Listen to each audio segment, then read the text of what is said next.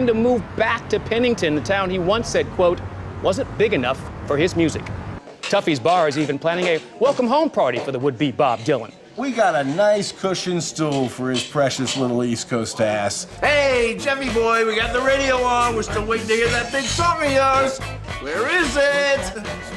Local business owners say Statsky might have just as hard a time finding work here in Pennington as he did when he was trying to be a dainty little songsmith in Coolsville. Oh, sure, I could set him up with a job, no sweat. Oh, wait, come to think of it, we don't have any openings right now for tambourine-shaking pansies who got dick-slapped by the big city. This is the Onion News Network.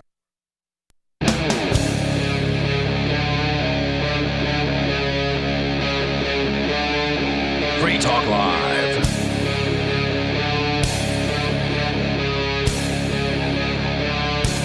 Hey, it's Free Talk Live. You may dial in and join us here. The number is 603-283-6160. That's 603-283-6160. All kinds of just insane stuff in the news that we can talk about here tonight. Of course, you're welcome to join us. Big news, I think, is that a quarter of Americans now say it's time for the U.S. to split up into red and blue countries. We can talk about that on the way. Plus, the Attilis Gym in New Jersey is once again continuing to be under fire. We've talked a lot about what's happened to them, how they've been persecuted for just opening up their business. Yep. And in the studio, it's Ian. And Angie. Welcome back, Angie. Thank you, Ian. Yeah, it's good to have be you back. Nobody's supposed to be joining us. I don't know where he is tonight, so maybe he'll pop in here at some point.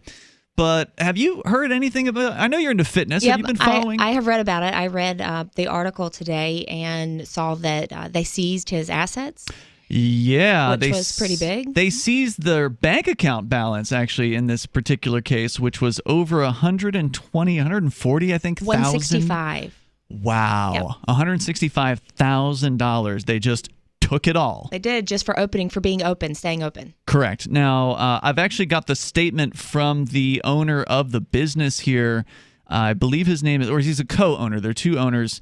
This guy's name is Ian Smith, if I recall correctly. And so here is what he has to say about this, what happened. Nasty, long and drawn-out legal battle against Governor Philip Murphy and Judith Persichilli at the Health Department here in New Jersey.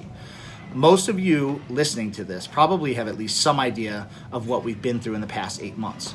The most recent update as of yesterday was the implementation of a $15,497.76 per day fine for every day that Attilis Gym Belmar opens its doors to its members. Now, we have ongoing litigation in the matter, defending ourselves against the unconstitutional... Now, mind you, they've racked up, I believe last time I've heard, it's over $1 million in fines. Oh, wow. So... if I recall that correctly, but it's been $15,000 a day. It doesn't take very long. No, it doesn't. To get there. So going on. Impressive nature of these fines. We also have ongoing litigation against the 80 municipal and criminal charges against us. Ongoing litigation in the case of the revocation of our business license without due process. He mentioned 80 charges. That's a lot of charges. Now, they've been arrested already. They've been put in jail for contempt of court.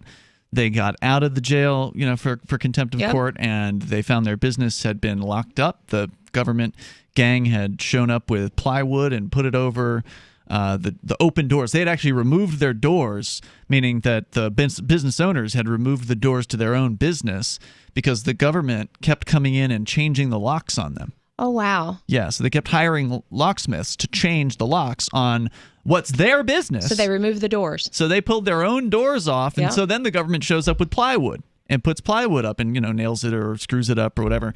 And these guys get out of jail after a contempt of court charge, show up and literally kick in the plywood so they could get back into... I mean, it's their property. Yeah, well, what you think it's your property. Government certainly doesn't act like it is. Let me go on here. And the unconstitutional health department shutdown that was placed upon us in the first place. As of this morning, without warning and without permission and in the middle of litigation, Governor Murphy took it upon himself to empty our bank account entirely to the tune of $165,000. And you can hear the sounds. He's showing a bank statement. Mm-hmm. Now, as we do not charge our members, and we have not charged our members since April 1st, We have fought this legal battle and paid our bills entirely on donations from you guys, as Wow. well as t-shirt and merchandise sales in store and online. This will not stop us. We will not stand down. We will continue to fight this fight because we know, based upon what is outlined in the Constitution, that when we get to the right courts and in front of a judge who respects the Constitution. That's going to be the hard part. To find a judge? That respects the Constitution. Well, you can Yep. find a judge, but one that respects the Constitution, I don't think Slim you're to going to none. do that. Yeah, I don't Yeah. think that's going to happen. I wish I could be optimistic. And I mean, about this, I am generally optimistic as far Now, as. do you know what the mandate is in New Jersey? What do they say you can and can't do there? Oh God, it's New Jersey. I mean, they say you can't do anything in New Jersey. It's one of the worst, least. It's one of the worst, least free states out there. It's in the bottom 5 of worst states to live in. Okay. So there's a ton of regulations. There's a ton of control in New Jersey. I don't have the list. You heard him. He said he has 80 charges against him. So I mean, it would take a while to even look that over if we could easily access it. We will win this case, and we will make sure that no governor or no government official will ever wield these powers ever again. Well, I mean, I would love that to be the case. I hope that they're successful. I hope that they are even half as successful as that they're hoping to be in this particular matter. But unless we end the idea of the state, this is always going to happen. To someone. Someone's going to have to deal with this. Right. And the reason what's really interesting about this case is that they are showing us what it looks like when you actually do stand up for freedom. When you're a business owner and you put your business on the line. They've been able to continue, but it's after ignoring and after refusing and after reopening on purpose and forcing their way back into their business and getting creative and now losing their entire bank account balance. I sure hope that they paid their attorneys in advance. And that this was not the money that the attorneys were expecting to get later. Yep. I hope they paid their attorneys in advance because this is a tactic that the government gang can use to basically kill your case. Because you have no money to fund it. Because you can't pay the attorneys. Yes. Yeah. So what's been interesting is sort of watching how the government gang has dealt with this. Because normally when the gang comes to you and says, hey, you're in violation of these business rules that we made and you had no input on and we're going to shove down your throat, most business owners are upset, but they just meekly go about doing what it is they've been told to do. That's because they're afraid that they'll be shut down and then they Correct. won't be able to pay their bills. They won't be able to pay their employees. And it's a legitimate fear. Absolutely. Because the government is a scary group of people and they will ruin your life and they will destroy your business. And that's what they're trying to do to these guys. And most people aren't even willing to get a fine, let alone go to jail, because both of those things are possible when you refuse to obey. Right. But these guys are willing to do it. And what's more interesting is they actually have, like he mentioned, he's got kids, he's got a family. So to be able to put everything on the line like that is outstanding and really inspirational, and it's educational as well, because they've been documenting this the whole time. I mean, this is one of a myriad of videos this guy has made and posted on his Instagram, and I don't know where else he's posting them, but I presume other places. So you can follow along in this whole thing and have some idea of what this would be like for other people that are going through this. Unfortunately, because so few people bother to stand up for themselves, it's possible for the state to focus all of its resources on just these two guys from New Jersey, because there probably aren't that many other businesses that are standing up in the same way that these guys are. I mean, well, no, and now that they've seen this happen, they're not going to now because they don't want to have to deal with it. They know what's going to happen if they choose to disobey. And it's scary. Absolutely. No one wants to lose their entire bank account balance, but there are lessons that can absolutely be learned from this. And one of them is only keep the bare minimum that you need in dollars in a bank account. Yes. Because you may think it's your account, but it's their account. Oh, yeah. And they will use that account, nobody joining us, if they want. Hey. They'll take it. They'll take every single dime. I've worked at a bank. I know. Yeah. They just lock them up. Did you get jacked? No, I She didn't, worked but at- I had to tell customers when they came in. I was like, sorry, I can't give you anything. Your account has been seized. Wow. And I mean, that's and not hard by to, the government, by the bank. well, no, by IRS.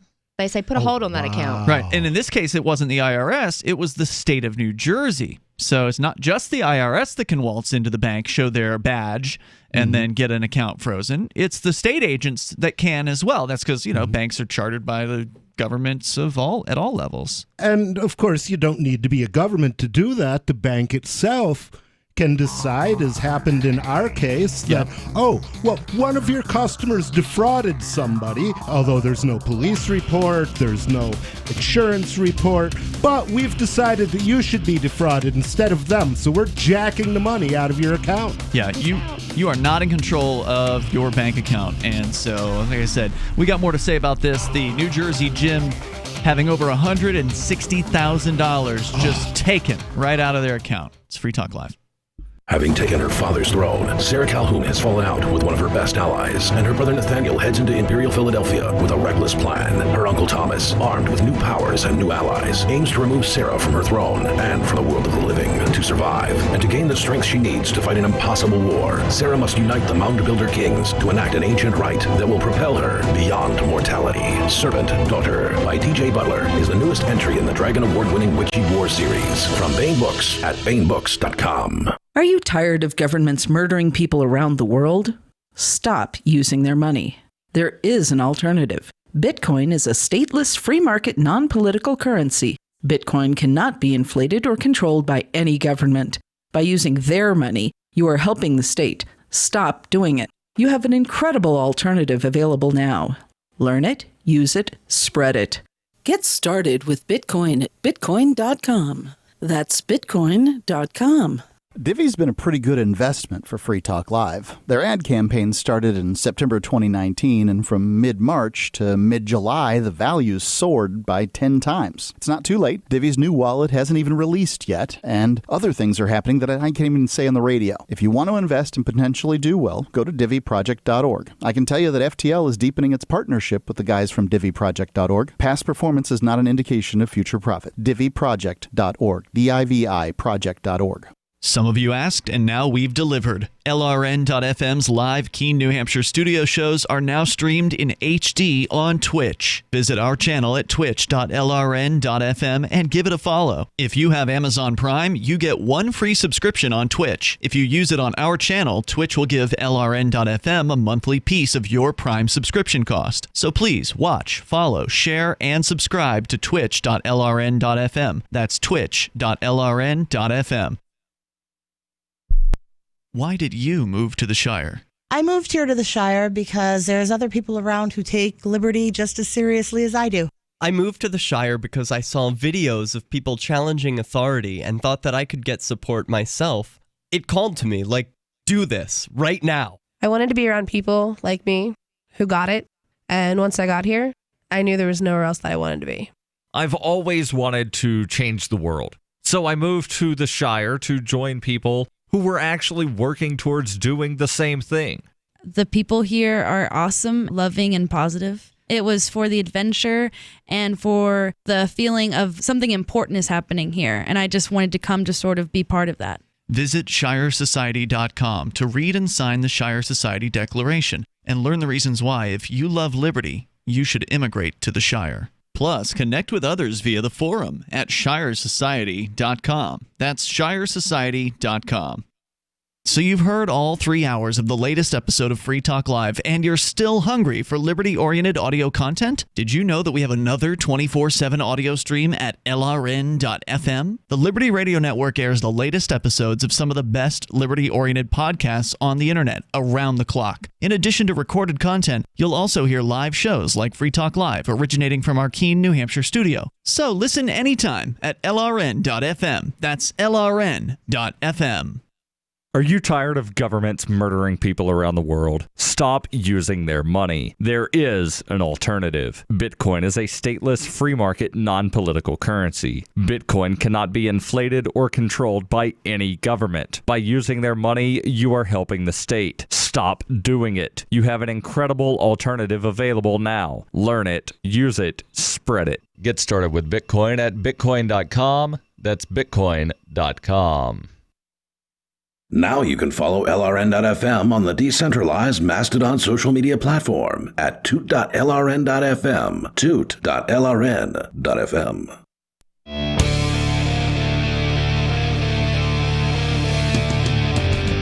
It's Free Talk Live. Phone number 603-283-6160. That's 603-283-6160. And you can join us here and you can bring up anything that you want to discuss. We're talking about the New Jersey gym, the Atilis gym, that has been, at least as far as what we can tell, the most non-cooperative of all the businesses that I've heard of thus far throughout this whole COVID crackdown insanity. Gyms in general and this gym in particular. Yeah, that's true. You know, it seems like gyms have, and I guess it's understandable that they're saying, well, you know, I'm doing what's best for my health. I work hard on my health, and I don't want somebody else making the decisions about my health. Many of, and sometimes the doctors, the so-called experts, are in way worse shape. There's like this huge woman in the European Union who's this minister of health, and she's like this. Oh yeah, the big one Bertha with the 7 necks. Yeah, she's humongous. And it's like, how can you take this woman seriously when she talks about health? Yeah. So every time I look at her, I'm like, you're lying through your tooth. So yeah, these guys, they are in great shape, and I mean, it certainly helps to be a bodybuilder when the cops are going to come after you because they're going to treat you a little bit differently, right? You hope so, anyway. Well, the downside of that is that means they might decide they're just going to kill you. More aggressive. But, they might. In this case, they bring 17 officers with them. Yeah, that's true. They bring 5 for me, and I'm like 5'10" and 50. So, unfortunately, the next chapter here has been written in these guys' story. They're facing hundreds of thousands, if not $1 million in fines at this point that have just been racking up at $15,000 a day for months that have been going on. And now the government has come in there and just taken every single penny they had right out of their bank account. Wow. And likely that's only going to satisfy a portion of the total number of fines because $160,000, I mean, that's 10 days. Let's set up a crypto wallet for those guys. You know, maybe not fill it to that extent, but set up a crypto wallet, send them the keys, and then throw it up on the web that this is here. And if you want to help them out, there's a place you can send a little crypto because there's a lot of people flush with crypto earnings right now, and I don't know about anybody else, but I would send them $100. Well, now that's the thing. I would be surprised if they hadn't already heard about cryptocurrency. But if they haven't, but have they had anybody drop some on them? Yeah, I don't know. That's a good question, and that's the other thing I wanted to point out here was that not only should you not be trusting your bank account at all because they can close it and take all the money out anytime they want to, they being the government or the bank, as you pointed out, nobody. Yeah. You're not in control of it. So keep as little in there as you need. You know, if you're paying your power bill through the bank account, then you want to have enough in there to pay the power bill. But beyond that, you know, anything else is at severe risk.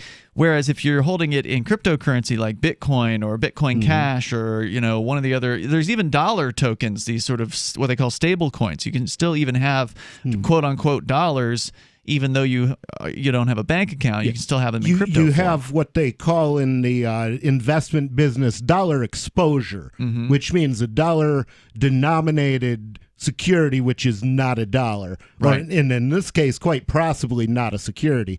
But that's it's just representation of a dollar. Debate. Yeah, and so that allows you to have some extra flexibility. And if it comes down to it, some of these businesses are probably going to have to start paying their employees in cryptocurrency because if unless they're only running this gym by themselves, I presume they've got some help, and so you can't pay your employees if the government just took every single cent out of your bank account. So what you can do is have your employees get a Bitcoin account or a crypto account, whichever crypto we're talking about, and pay them in cryptocurrency. Then it doesn't even go through the banks. Then it doesn't go through the tax system.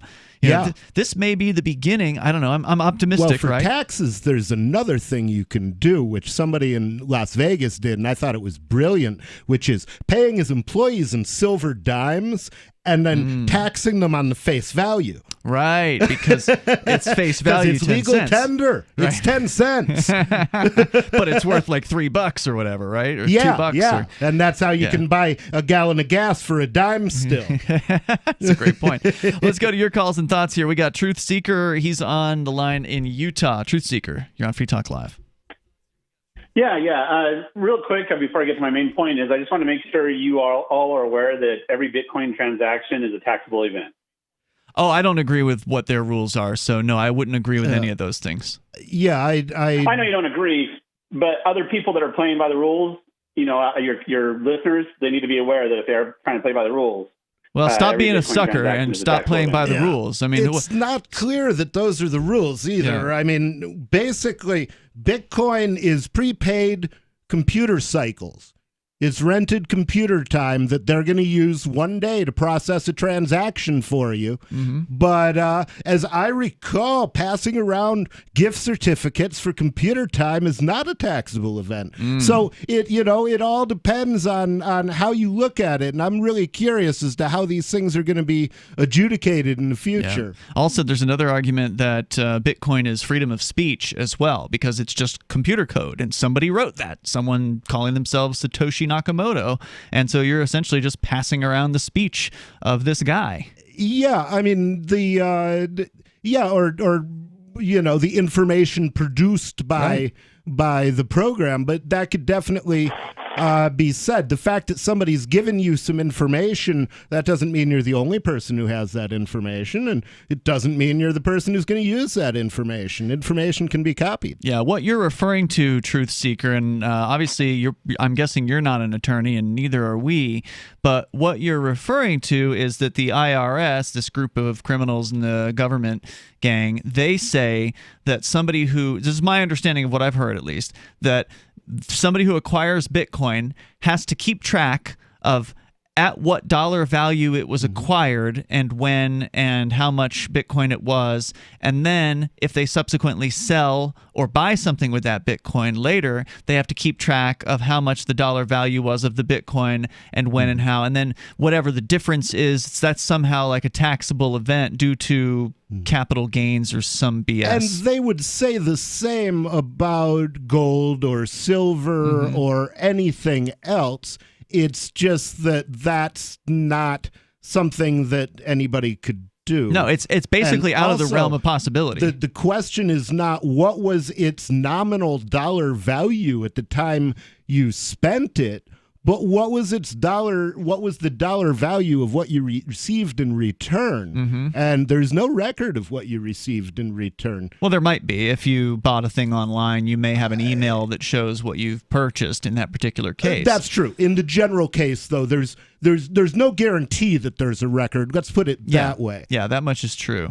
And also it's an impossibility. If you've ever bought one fraction of a Bitcoin one time, then yeah, maybe you could keep track of this. But if you've purchased a bunch of Bitcoin, well, it all goes into basically the same place. I mean, without getting too technical, when you spend Bitcoin, you don't know from which, are you getting it from the original pile that you got back in 2015, or was it the pile you got when you were in 2016, or you've bought some every month or every week because you're doing dollar cost averaging? You don't know from which pile it's pulling it when it sends. You have no idea. This is an impossible thing to calculate.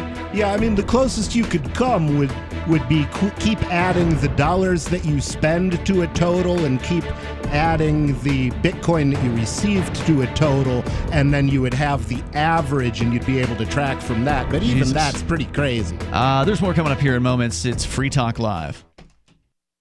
So when we brought him home, we didn't realize that Bear, the rescue dog, was actually sick. He had very flaky skin. He was dropping a lot of fur, and the vet wanted to do steroid injections, special dog food. Nothing seemed to work, so I was at a dead end. DINOVITE.com. I've been hearing Dinovite on the radio for years. It never actually crossed my mind to try it until it finally sunk in. Oh, you're talking about hair and skin. And, all right, I'll try it.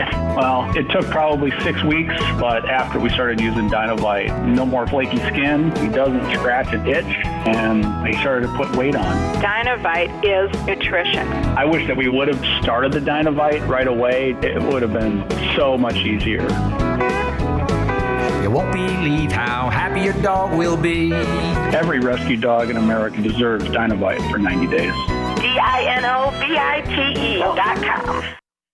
I'm grateful to have heard from some of our satellite listeners recently. I appreciate knowing that people are out there who like what we do and are willing to support it financially. LRN.FM's free-to-air satellite feeds blanket most of 2 continents.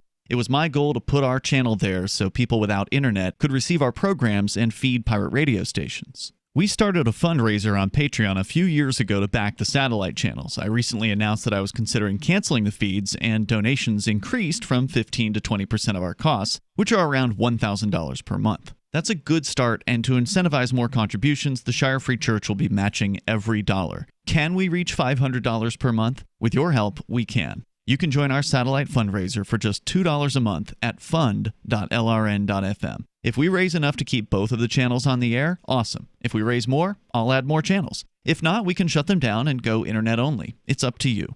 Thank you for your support. fund.lrn.fm. So you've signed the Shire Society Declaration and are planning your move to New Hampshire to be around more liberty-oriented people. Next, sign up for the Shire Society Forum at forum.shiresociety.com. There are a bunch of people there who are already in the Shire, and they want to meet you. If you're already in the Shire physically, you should also come by the forums. Remember, not everyone uses Facebook. New people are signing up for the Shire Society Forum every month, so drop in and say hello at forum.shiresociety.com. If you want to know the latest about Free Talk Live before we go on the air, all you need to decide is how you want it delivered. It's your choice. Visit news.freetalklive.com to receive our usually weekly news updates by email. Plus, we have a Twitter account at twitter.freetalklive.com, and you can follow us on the decentralized Mastodon platform at toot.freetalklive.com. So please follow us at toot.freetalklive.com and sign up for our emails at news.freetalklive.com. So the protection of life, liberty, and property is what the Free State Project is all about. But it's an effort to move 20,000 people who understand. It's about demonstrating to the entire country that, yeah, we can have a free market, a truly free market. Making it just a freer, great place to live. It's the world's largest voluntarist libertarian community, and it's only getting bigger. That's amazing, to be able to move to a place where other people passionately believe in being free and independent. What the Free State Project is managing to do, though, is to put their money where their mouth is. It's physically getting up across the country and saying, let's go someplace and let's demonstrate the power of these ideas. There's a lot of kind of philosophy that surrounds liberty. There's a lot of thinking about it and talking about it. But here in New Hampshire, people are doing it. 101 Reasons Liberty Lives in New Hampshire, a documentary by Free State Project Early Movers. Watch it free at 101reasonsfilm.com. 101reasonsfilm.com. This is the Liberty Radio Network, broadcasting the latest liberty-oriented audio content 24 hours a day at LRN.FM.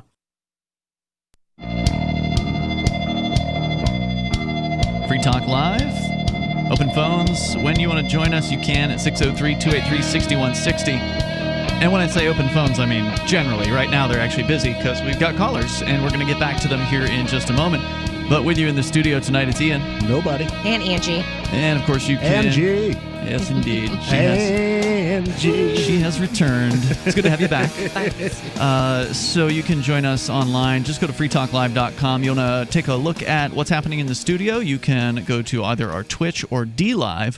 We have video streaming platforms that have not deplatformed us yet. So for the moment, you can go to twitch.lrn.fm or dlive.lrn.fm. It's a coming though. There. Yeah, I'm sure it will be. We're working on something which I don't want to talk about yet that could be an alternative. There's a peer-to-peer streaming system out there now. Oh. Yeah, but I don't want to talk about further than that. Is it the same one that we've talked about in the past with reference to another environment? I don't think so, but it's one I'd never heard of before until last week, and so we got our tech crew working on that as we speak. So I don't know how soon that'll be ready, but we're working on it. So I want you. We must be the most technical church in the world. I don't know about that. But Bitcoin.com is where you can go to learn about cryptocurrency. We've been talking about how crypto can help insulate you from things like, the governor of New Jersey coming in and stealing every dime out of your bank account. If you Is want, that still that fat guy, Christie?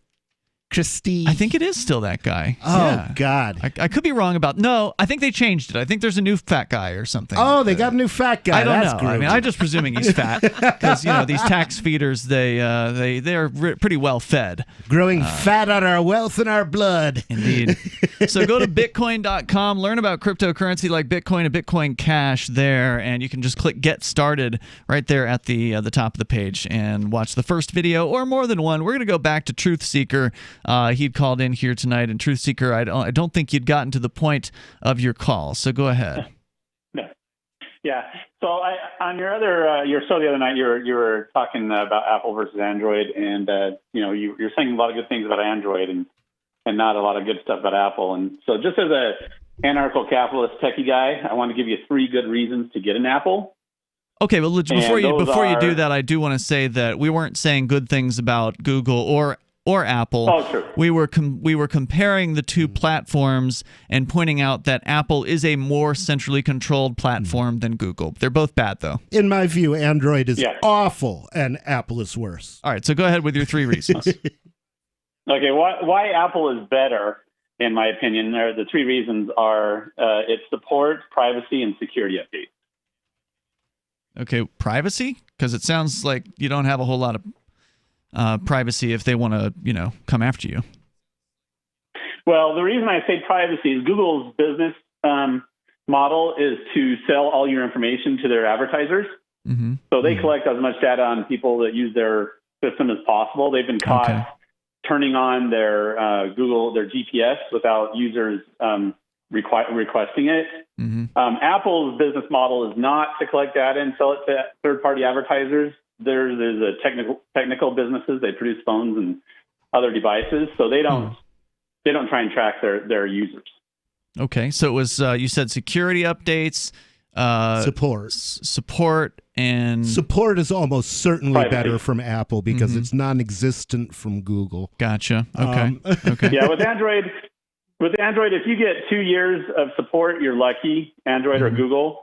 But Apple supports. I mean, they're still supporting the iPhone 6s, which was from 2015. Whereas now most Google people and don't Android, keep a phone for more than 2 years anyway because they're constantly dumping them and replacing them, and it's constant race to get the latest and greatest devices. Your typical user probably doesn't even keep their phone for much more than a year in a lot of cases. But regardless, so those are some points, and to me it seems like generally most people are going to be concerned, especially today, about what they can and can't do with their phones, not so much the support and those other things. And when it comes to Apple, they're just more restrictive. They can pull apps completely, and you have no way of installing those apps on the operating system unless you want to jailbreak the phone, in which case I don't know what that does. Now, as a programmer, would I be able to load an app that I wrote onto my own phone? on Apple iPhone? Yes.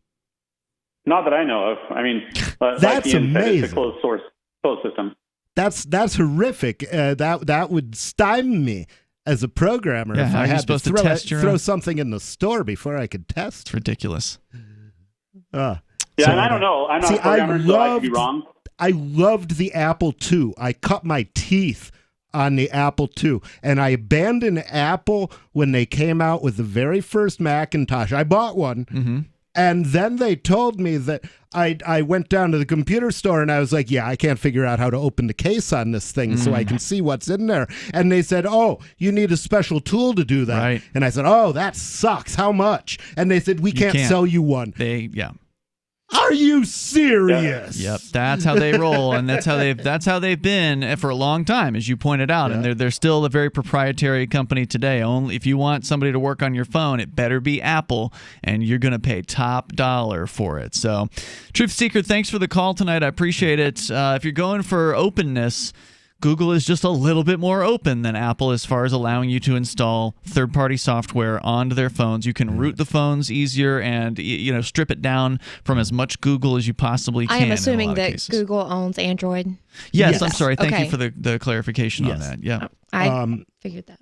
And actually, I'm planning on buying a phone possibly on the air tomorrow night because I'm buying it from the Penguin. I'm buying one of his new rooted, pre-rooted, non-Android phones. It's got, I don't know if it's got Ubuntu or Lineage. Does on it make phone calls? Yes, I believe it does. Oh, sweet. I think he said it had Lineage. Yeah, okay. I think he did. That's what I would have expected. He'll probably tell us about it because tomorrow. I want to make sure that my app runs with Lineage, Sure. our app, and partially because I just want a phone where I know what that phone is doing. I know why it's doing it, and I know how to make it stop if I don't like it. Yep. I imagine he'll tell us a little bit more about that tomorrow night. I hope on the so. air. So we'll check that out. Then let's go in the meantime to Tom. He is in New Hampshire. Tom, you're on Free Talk Live. Yeah, good evening. Many years ago, specifically on 24 May 1979, Governor Hugh Gallen signed a bill here in New Hampshire to raise the drinking age from 18 to 20. And, of course, this was going around the country. There was this trend to do this, and they vomited forth the excuse that they wanted to save lives on the road. So instead of imposing tougher drunk driving laws on themselves, they would rather just punish everybody younger than 21, no matter how responsibly the person drinks. Right. And then they showed how much they actually cared about the carnage on the roads by raising the speed limits because, of course, the drinking age is an unforgivable hate crime and an attack on the fundamental rights and the basic human dignity of people under 21. Absolutely. While speed limits are inconvenient to persons who matter. And I'm just kind of wondering, after these riots down in Washington, D.C., where are the rioters when you need them? Well, supposedly there's I'm not going to say it's a riot, but there's a protest that is planned for all 50 state houses coming up on Monday. There's been a lot of buzz about this in certain circles. Some people believe it's actually the federal government that is organizing or promoting these things. They're definitely promoting it because the FBI sent out a notice about this earlier this week, giving people a heads up that, watch out, these things are happening. And state houses, there was a story in the news today that the New Hampshire State House, for instance, is, I guess, beefing up security as well as the Maine State House. And so this is happening in other states as well, where there's expected to be a large security presence that will be present for these, what are purported to be peaceful yet armed protests scheduled for high noon on Sunday this weekend. And I think they're welcoming everybody. I think the idea is they want to get not only the Boogie Boys and the militia, but also Antifa and the BLM people out there and have a dialogue. Interesting. So it'll be interesting if it happens. Just don't do anything because the place is going to be full of cops. Yeah, there's more coming up here. 603-283-6160. Thanks for the call, Tom. And you can share your thoughts with us on Free Talk Live. There is no such thing as attention span, according to Jerry Seinfeld, who figures that people have an infinite attention span if you are entertaining them. Hey, he's kept us from channel surfing for several decades, and now he's making more millions as a Las Vegas headliner. With money and attention so scarce now, effective communication skills have never been more important, especially if you're looking for work. So choose every single word as though it was the last word the person you're speaking to will hear. Otherwise, it might be. Avoid redundancies such as added bonus, advance warning, end result, prior history, or personal belongings. And avoid cliches like the plague. Just kidding. For more tips, hit survivalspeech.com. I'm Holland Cook. The new 4th edition of Healing Our World, The Compassion of Libertarianism, will take your understanding of liberty to a deeper level and has over 1,300 updated references, new cartoons, and a foreword by Dr. Ron Paul. With discounts for multiple book purchases, the 4th edition of Healing Our World is a great gift for the liberals, pragmatists, environmentalists, and Christians in your life who think libertarianism is cold-hearted. Get yours today at healing.freetalklive.com and use promo code FTL for a $5 discount. The LRN.FM social media channels have been revamped. We've eliminated Facebook and focused on other platforms like Twitter and Mastodon, the decentralized alternative to Twitter. On our accounts, you'll find posts from multiple LRN.FM show hosts together in one place. Follow us on Twitter at twitter.lrn.fm, or better yet, move to the decentralized Mastodon social media platform at toot.lrn.fm, toot.lrn.fm. I think you'll like it. Free Talk Live, the show where anyone can call about whatever they want. And we do mean anyone. So are you saying that if government ran a dating service, that society's problems would be solved? Yes, actually they would. I know it's hard to believe, but it would. Yeah, that's real hard to believe. I mean, there are dating services all over the place. Why would a government-run dating service be better? No, they don't work. They're not Christian. They charge a lot of money. What makes you think a government-run dating service would be better or Christian? Yes, it would, because everybody would be in the same computer. Today it would be run by a computer. Everybody's knowledge of their existence and location would be in one place. Let's say I disagree. What happens to me? What happens if you disagree? Well, you can disagree, but does that mean you're not going to cooperate with us? Yeah, that's right. I don't know. Maybe I'd come over there and beat the hell out of you. Free Talk Live, 7 nights a week from 7 to 10 Eastern, live on the Liberty Radio Network at LRN.FM. There are lots of ways to listen to Free Talk Live. Our podcast has been around since podcasts began, and now the FTL feed is loaded with content besides our full show archives. Did you know that we make it easy for you to customize your podcast subscriptions? We have different feeds, one that includes only our full shows, one with just the Daily Digest, and our main feed that includes everything. You decide what you listen to. It's quick and easy to customize your feeds at feeds.freetalklive.com. That's feeds.freetalklive.com. Cell 411 is a free app for Android and iOS that replaces government-controlled 911. Cell 411 allows you to preset a group of friends or private organizations to show up at any emergency. Cell 411 is a nightmare for the state because it proves their so-called services aren't needed. Cell 411 has had thousands of installs, and of course it's covered by the BIPCOT no government license. Cell 411 because your friends won't shoot you when you're in trouble. Without the government, who would build the emergency services? You and Cell 411. Get it today at getcell411.com. You can sign up to receive the latest about the Liberty Radio Network via our email updates at updates.lrn.fm. That's updates.lrn.fm.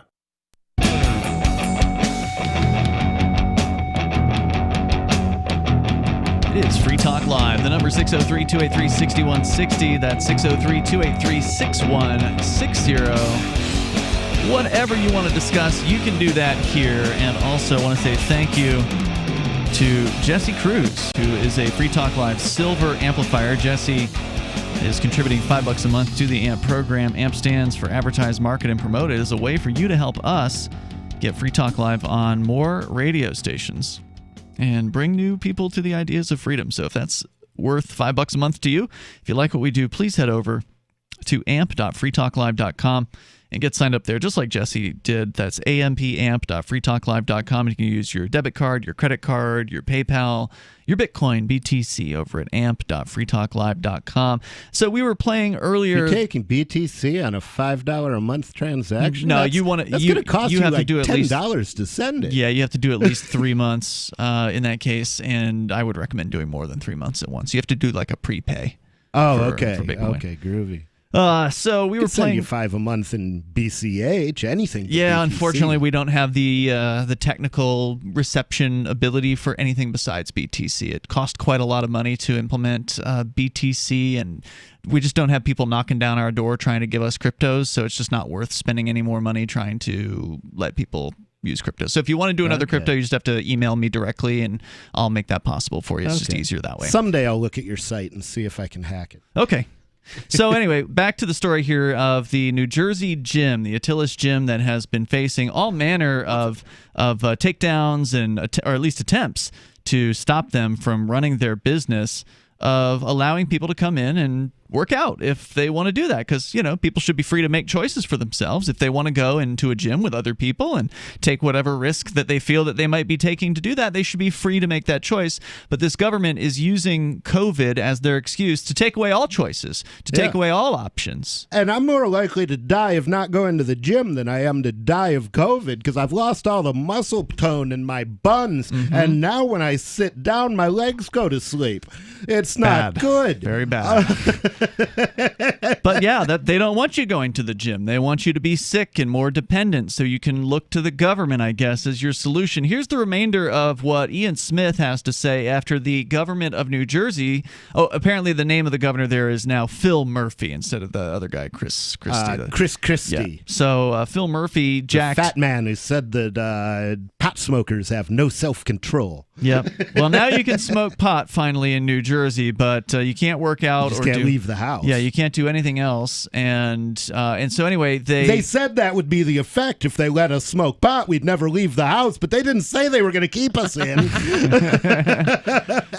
took $165,000, that is to say all of the money that this gym had, out of their bank account, and that is what he is announcing here in this video. And he's saying it's not going to stop them. Let's continue with the video. Continue to fight this fight because we know, based upon what is outlined in the Constitution, that when we get to the right courts and in front of a judge who respects the Constitution, we will win this case. And we will make sure that no governor or no government official will ever wield these powers ever again. So this will not stop us. We are asking for your continued support in any way possible. Please share this video on all platforms as much as you can. Continue to keep our story in the forefront. If you can donate, please donate. We have a secure fund now being started for ongoing litigation. If you want to buy some merchandise, we will get it out to you as soon as possible. We truly thank every single person who has helped us along the way over the past 8 months. I can't say that or stress that enough. This is the most important thing that Frank and I have ever done, and we are going to see it all the way through. Thank you guys very much. As soon as there is an update on the matter, I will post it. Kudos. Thank goodness for those guys. Yeah, no doubt. I wish more people had that level of courage, because if they did, if they weren't the only business in New Jersey, and maybe they're not, maybe the other ones aren't getting any coverage, but if they weren't one of the only few businesses standing up against the government, if instead there were 5%, 1% even, of business owners who were refusing to be told what to do, it would make the government gang's job so difficult. They don't have the resources to go after all of us. And imagine... or even part of us. If these guys were set up so that when the cops do show up, they could hit a button and let all of their members know. Oh, yeah. And get their members to come down there and support them. That would be amazing. It really would. That is someday, I hope that will exist. Me too, and I know you're working on that behind the scenes. So if you want to comment, you can join us, 603-283-6160. That's 603-283-6160. But whatever businesses there are in your area, if there's even businesses that are doing a quarter of what Attila's Gym is, even if they're just, not wearing masks sometimes, or letting you in and not bugging you about it, or whatever, right? Like, there's different levels of non-cooperation with this. Give your business to those people and tell them thank you. Let them know. Give them a good review on, Google or wherever it is that people do Yelp online reviews. Now, I heard, by the way, the other day that Yelp now has a snitch feature. A snitch feature? Did you hear about this? What is that? God. You know what snitching is, right? Yeah, I know what snitching is, but how would you have a snitch feature? You know what Yelp is? Oh, they have it for the masks.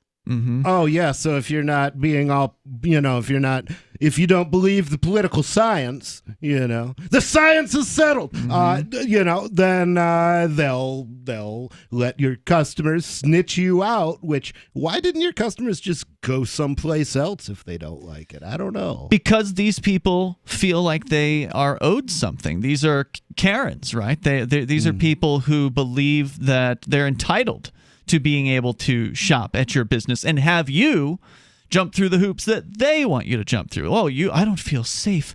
You're not wearing a mask. I don't feel safe if they are wearing a mask. They might be some guy who was just robbing the store when I came in. You know, he's got his little burglar mask on, and, you know, he might rob me too.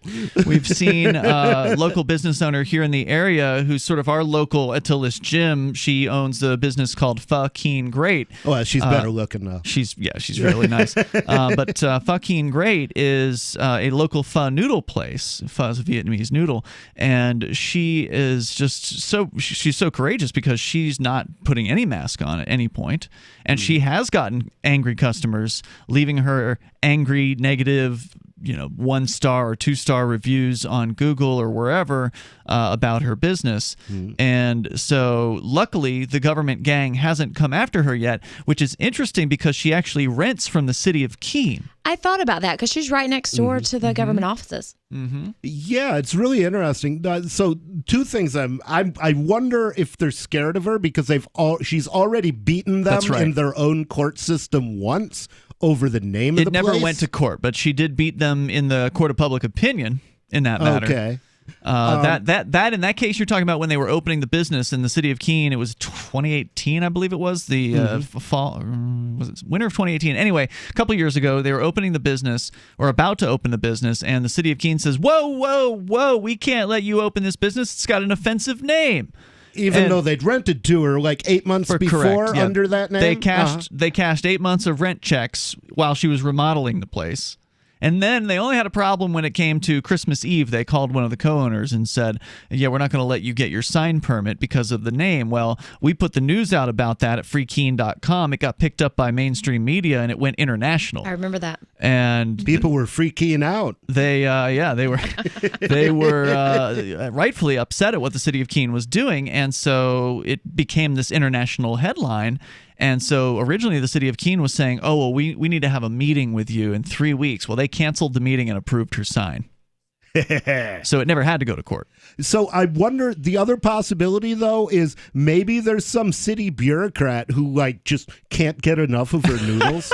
Could be. So it's like he's like defending her from the rest of the world because he loves those noodles. They're good noodles. Whatever it takes. I mean, as long as they're leaving her alone, that's what's important. Because it is nice when they leave you alone. I mean, ultimately some people accuse me of wanting to fight with the government. I really don't. I'd rather they just leave me alone and leave my friends alone. And if they leave people alone, then I got no problem. But the problem with the government is they don't leave people alone. Right. They constantly mess with people. They constantly come up with stupid rules. Our friends that run a convenience store, Chris Reitman, the former co-host here on Free Talk Live, they're mandating that all convenience stores hold their coffee cups behind the counter. That's crazy talk. So you're allowed to put your hands on every other item in the store. You grab a pack of beef jerky, look at it, decide it's got too many calories, you put it back on the shelf. They don't want that to happen with a coffee cup. Right. Because COVID. Because you're going to take them out and play with them? Or? I guess, and then put it back on the COVID stack. viruses they're coffee junkies. That's why. They've got to have the coffee. So stupid. Otherwise, they won't wake up in the morning. Yeah, it's so stupid. But that's what they're telling these business owners. They're scared to go out at night, too, these COVID viruses. And most well, now there's an all-day curfew in Lebanon. Not New Hampshire, but Lebanon, the country. Oh, so good Lord. I don't think you can call it a curfew if it's 24 hours a day. No, that's lockdown. That's just straight up you're in prison. That's just imprisonment without trial. More coming up here in moments. If you want to comment, America says it's time to split up, or at least 25% of Americans will tell you about it.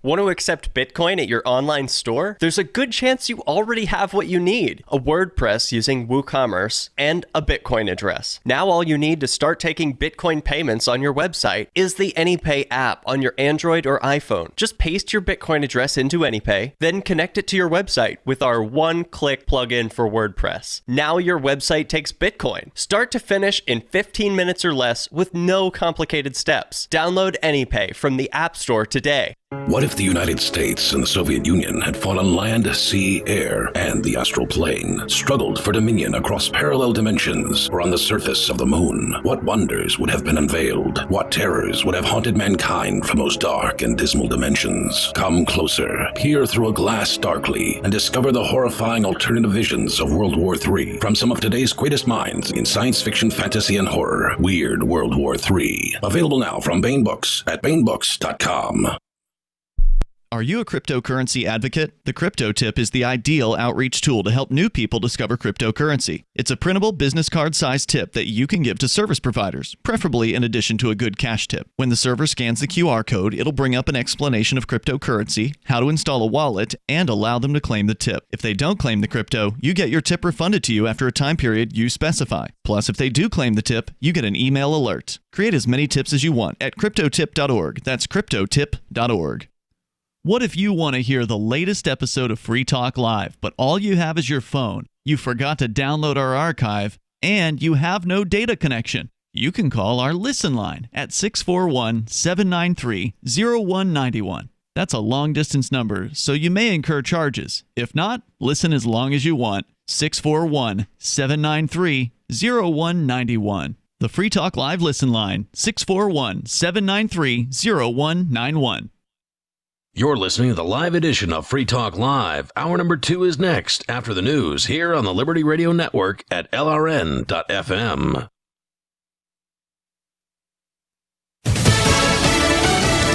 He calls it the American Rescue Plan. I'm Lisa Lacera, Fox News. President-elect Biden set to unveil at this hour the $1.9 trillion package that he says will turn the tide on the pandemic, including another stimulus. Part of that pays for $1,400 checks, which are in addition to the $600 checks that went out this month. The total of those checks is $2,000 when combined. Fox's Peter Doocy, aides told the AP Biden will make the case that the additional spending and borrowing is necessary to prevent the economy from sliding into an even deeper hole. Biden is also expected to outline how to administer 100 million vaccines by his 100th day in office. House Speaker Nancy Pelosi and Senate Democratic leader Chuck Schumer say Congress will get right to work on the new stimulus package. In a joint statement, they called it the right approach. Security on the minds of the FBI and other agencies in the days leading up to the inauguration. Right now, we're tracking calls for potential armed protests and activity leading up to the inauguration. And the reason I use the word potential is because one of the real challenges in this space is trying to distinguish what's aspirational versus what's intentional. FBI Director Christopher Wray, he says more than 100 people have been arrested after last week's deadly riot at the Capitol, including the man who was seen on video and in pictures carrying a Confederate flag inside the building. Most major airlines say they're stepping up security on flights to D.C. before Inauguration Day, and Delta, United, Alaska, and American Airlines say they will not allow passengers flying to Washington to put guns into checked bags. The Treasury Department says it's overhauling its stake in Fannie Mae and Freddie Mac that would eventually allow the housing giants to issue public stock and escape government control. But details of the process must still be resolved by the incoming Biden administration. America is listening to Fox News.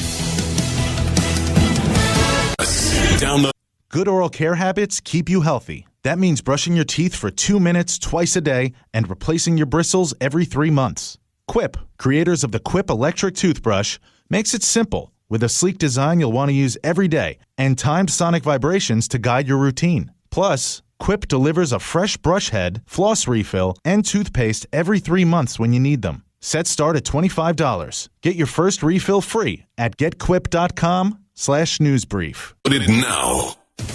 The job market recovery stalled last week. Economists have been predicting an upswing in layoffs because of rising coronavirus cases and new restrictions, but the number of new claims for jobless benefits is much higher than forecast. There were 965,000 people filing for unemployment benefits for the first time last week. Economists surveyed by the Wall Street Journal were expecting an increase of 800,000. The number of continuing claims, those still receiving benefits, also increased to 5.27 million.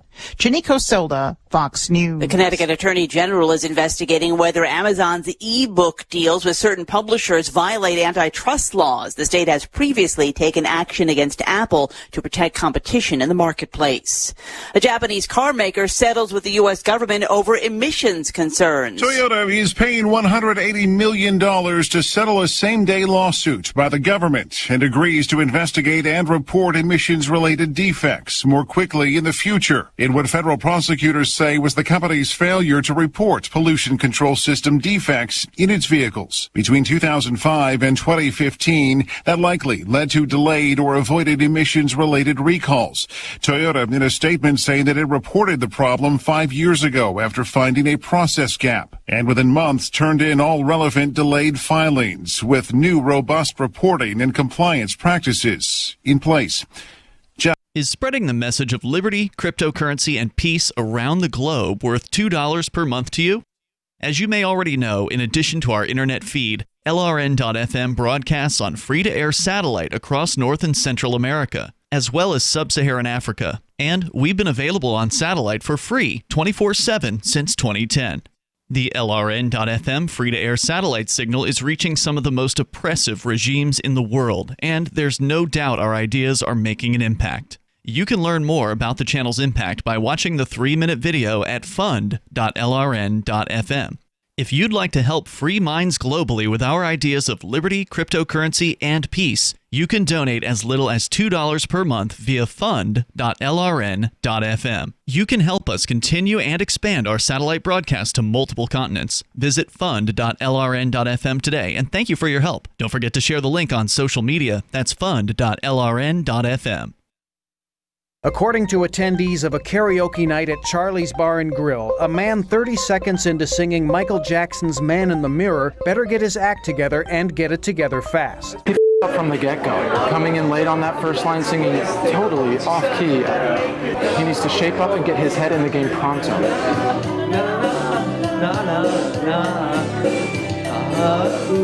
Honestly, he needs to get serious right now or get the f*** off the stage. I mean, what does he think this is? Living on a prayer? Claiming that this is turning into a train wreck, eyewitnesses say they are embarrassed for the man who has missed several key words despite staring at the prompter the entire time. You know, he could hit every last note for the remainder of the song, and I still don't know if that would be enough to turn this thing around.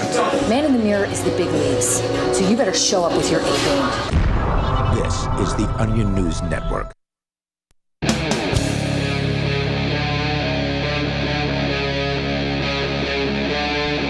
Free Talk Live. It is Free Talk Live, and our number for you, if you want to join us, 603-283-6160. That's 603-283-6160. Here tonight, it's Ian. Nobody. And Angie. And, of course, you can take control of the airwaves here. There's a lot in the news that we can talk about here tonight. I know that, Nobody, you wanted to discuss Fool's Gold. Yes. Which we'll get into that. And the fool who compares Bitcoin to it. Which is interesting because I also had an anti-Bitcoin article in my show prep as well. Yet another person announcing that the Bitcoin dream is dead. Again? Yes, once again, it has died again. So we can talk about that. But does that mean in 3 days it's going to rise again? Because it seems to rise 3 days after its death is announced. Yeah, I believe, what did it scrape 40,000 again today? Where's it at right now? Let's see. Bitcoin price, 39,500 as we speak. Not bad. Yeah. What was it? It was 6,000 within the last year. Yeah. So, but we can talk about that later. Jeez, if only I'd put my money in, some theater chain or something. So the other thing that's more exciting than Bitcoin, and Bitcoin's been the real highlight, I think, for a lot of people in 2020. But the other thing that's more exciting is people are starting to talk about secession again. And I got to say, I'm pretty excited about that possibility and the fact that people are even, discussing the idea of declaring independence. And did you say 25%? Well, now, according to this news post here, it's at a website called justthenews.com. They are citing Rasmussen. And Just the News. Rasmussen, wasn't he that crazy Russian monk? I think that was Rasputin. Yeah. Okay. So this isn't just a prophecy. So apparently they partnered up with Rasmussen. Just the News, I guess, hired them or partnered with them in some way. And a sizable percentage of U.S. voters, so voters, which is different than everyone in the U.S., support a poll, or rather a proposal, to split the country into two separate countries amid bitter political divides, according to a new Just the News daily poll with Scott Rasmussen. 25% of respondents back, quote, splitting the red states and blue states into separate countries, while a solid majority, 62% of them, oppose such a measure. Well, I support it as an improvement, but living in the purple state, then I would say, well, we're going to have to secede again, right. Probably. You said the purple state. Tell me why you say the purple state. Because purple is neither red nor blue. It's a mix. It's something in between. I used to describe myself as a radical centrist back in the day, and I said radical centrist because on any given issue I was to the left of the Democrats or to the right of the Republicans. Okay. And so it's the same sort of thing. There's anything that this is why I was so happy about Brexit, even though it didn't increase my freedom at all. It was the idea that, yes, it's okay to secede. It's okay to say thanks, but Goodbye. no thanks. We're Bye-bye. breaking up. And you don't have to have a war. They didn't, and it took 4+ years, sadly, for them to accomplish it politically, but it finally happened. They finally finished the Brexit thing. Now Brexit is no longer part of the European Union, and that became a thing in, I think, December. Yeah.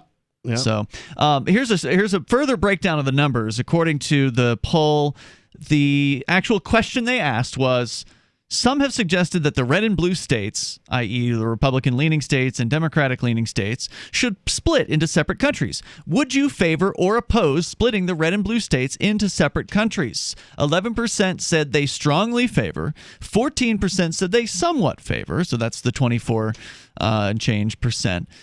Somewhat oppose. 10% said they somewhat oppose. And then 52% strongly oppose, with 12% who aren't sure. So to me, again, they're asking, it's an interesting question, but it's the wrong question. What we need to be focusing on is individual states, and should they have the ability to say goodbye, and would you support seeing other states leave the union? That to me is the most important thing. If another state chose to leave the union, would you or would you not support subduing them by force with violence? Yeah, and I wonder how that 52% would break down. Answer on that. I want to know. Yeah, because I've got an inquiring mind. Well, if you got enough money, you can probably hire Scott Rasmussen to ask the question. But nonetheless, if you've got much less money, you might be able to hire somebody else to ask the question. It's an interesting result, and it's one of two polls that I wanted to share here tonight. Here's another one. This one is an Axios Ipsos poll where Republicans and Democrats both agree America is falling apart. They polled 1,019 U.S. adults in the last 3 days, January 11th, 12th, and 13th. Two parties agree that both Republicans and Democrats say America is falling apart. The question, asked Tuesday and Wednesday, reflects the collision of crises besetting the country, a backdrop of pandemic, recession, decoupling of red-blue America, and racial injustice in the immediacy of the Capitol insurrection, followed by impeachment too. 22% of Democrats and 19% of independents, 1/5 of each, say they aren't proud to be an American. 7% of Republicans and 17% of Americans as a whole say that. The bottom line, something they agree on, that is, Republicans, 83% say America is falling apart. Democrats, 78% say America is falling apart. So this is a very, very good sign. Well, if you cook it long enough, it'll fall right off the bone. So I think this is very, I'm optimistic about this, because if people believe a thing, then it can become real. Well, if they're watching the news, it's going to look like America's falling apart. Mm-hmm. And you know, it is, and it should. Yep. Because the thing is, like, I had this guy who I talked about.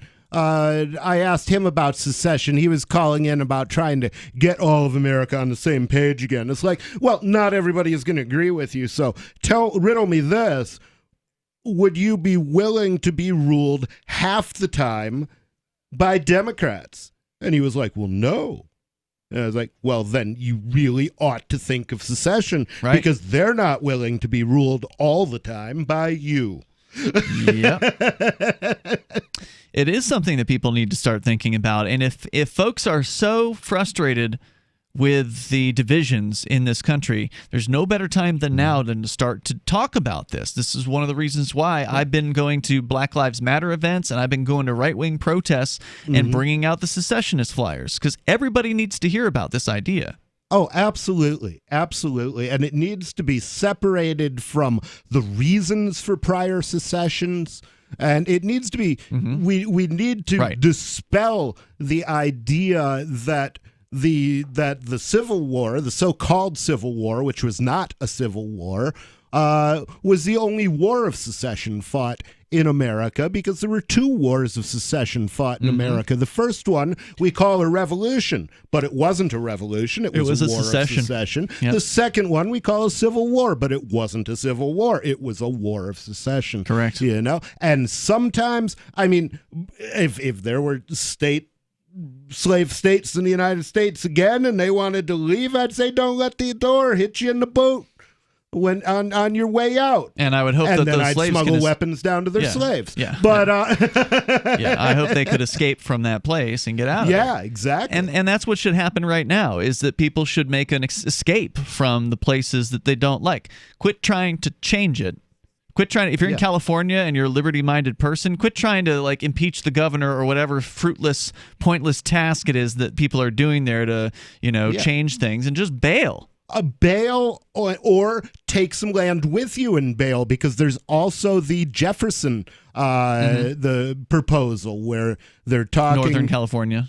Northern California has talked about seceding from the rest of California. Well, California's way bigger than most states, so is Texas. So if they want to have some internal secession, that's a great idea. I agree. The number here, if you want to join us, 603-283-6160.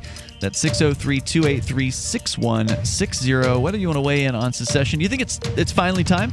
Or do you think that the U.S. needs to give it another 200 years? Oh, God. 603-283-6160. And if you don't think it's failed, at what point will you admit the United States is a failure? Are you tired of governments around the world killing innocent people? Stop using their money. There is an alternative. Bitcoin is a stateless, free market, non-political currency. Bitcoin is money that cannot be inflated or controlled by any state. By continuing to use their money, you're perpetuating the killing. Stop doing it. You have an incredible alternative available to you now. Learn it, use it, spread it. Get started with Bitcoin at Bitcoin.com. It's Bitcoin.com. Divvy's been a pretty good investment for Free Talk Live. Their ad campaign started in September 2019, and from mid-March to mid-July, the values soared by 10 times. It's not too late. Divvy's new wallet hasn't even released yet, and other things are happening that I can't even say on the radio. If you want to invest and potentially do well, go to DivvyProject.org. I can tell you that FTL is deepening its partnership with the guys from DivvyProject.org. Past performance is not an indication of future profit. DivvyProject.org. D-I-V-I Project.org. Freedom! Freedom is the call of the untamed Scotsman and all others that want to feel the wind under their kilts. At Free Talk Live, we love the breezy, swinging feeling that only a kilt from Sport Kilt can give. We teamed up with Sport Kilt to let you experience their form of freedom at a discount. Go to kilts.freetalklive.com and see a picture of Richie and me in our kilts. And then head over to sportkilt.com. Get some stylish freedom for yourself and use code FTL for a 10% discount. Sportkilt.com. Having taken her father's throne, Sarah Calhoun has fallen out with one of her best allies, and her brother Nathaniel heads into Imperial Philadelphia with a reckless plan. Her uncle Thomas, armed with new powers and new allies, aims to remove Sarah from her throne and from the world of the living. To survive and to gain the strength she needs to fight an impossible war, Sarah must unite the Mound Builder Kings to enact an ancient rite that will propel her beyond mortality. Servant Daughter by T.J. Butler is the newest entry in the Dragon Award-winning Witchy War series from Baen Books at BaenBooks.com. Hi, I'm Derek J. To me, an activist's calling is to actively work to advance a cause. The cause for which I work is personal freedom. I believe my life is best when I engage in voluntary interactions and self-government. I reject the idea that anyone else has a higher claim to my life or my body than I do. I see people who call themselves the government as a threat to my personal freedom. I realize you may feel differently, but my relationship with the people who call themselves the government is completely involuntary. If Starbucks used some of its money to drop bombs, I wouldn't shop there. So why would I support the American empire? The empire does not require my consent. Derek J's Victimless Crime Spree. Watch it for free and order the Director's Cut DVD at victimlesscrimespree.com. That's victimlesscrimespree.com. Tired of cancel culture? Sick of mega tech corporations holding an axe over your head? Join the LRN.FM Matrix chat server. It's self-hosted, so no one else can tell us what to do or say. Don't like the existing channels? You can make your own. You can even connect into some of our channels from other Matrix servers. It's federated. For the full LRN.FM Matrix experience, though, you should join our server via the step-by-step instructions at chat.lrn.fm. Chat.lrn.fm. Look, I'm sorry, but you're in for a world of pain if you use Koinomi. The reason is their wallet doesn't support payments. The solution is simple. Let them hear your voice. Message Koinomi on Twitter, it takes 5 seconds, and tell them AnyPay sent you, because they're on the fence right now, and your voice will prove that people care about using Bitcoin for payments. Go tweet at Koinomi now. Or even better, leave a review in the App Store. They really pay attention there. Thanks. What's up next? Visit the Liberty Radio Network program guide to find out at shows.lrn.fm. That's shows.lrn.fm.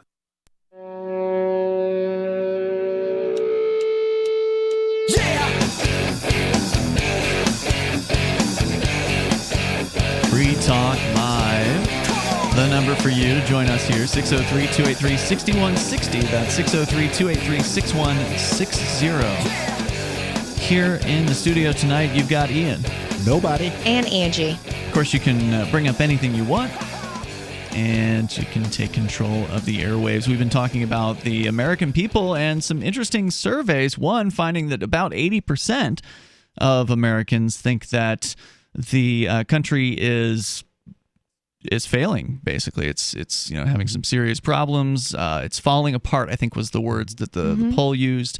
And then there's about 25% of Americans who think that it's time for the red and blue states to go their separate ways, with about 50-some% saying definitely don't break up, but there's another 12% that was unsure. So I would say 25% saying it's time to split up with another 12% unsure.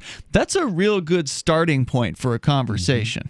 And you got to ask yourself, how much of a majority should you have to force your will on other people? I mean, 100%. I don't think you should be able to force your will on other people. Who gets to decide in a state if they are going to move forward with that? Yeah, that's the tricky part. Is obviously some people want to stay together with the United States.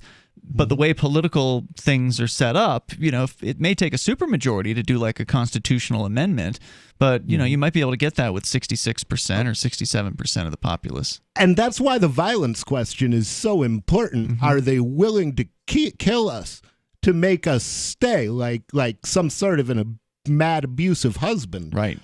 Because if I can't have you, nobody else will, and not like I want to join another country. I'd rather just be free. I'd need some time on my own, right?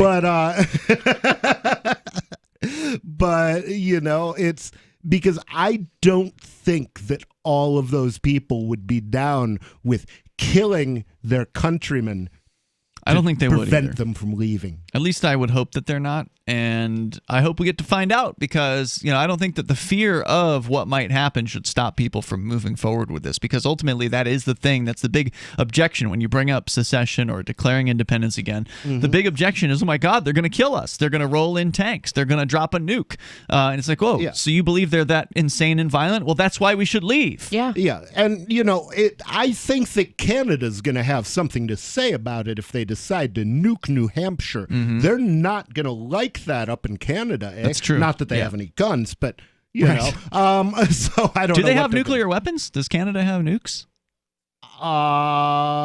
No, but they've got an awful lot of Hortons. Tim Hortons. Tim Hortons.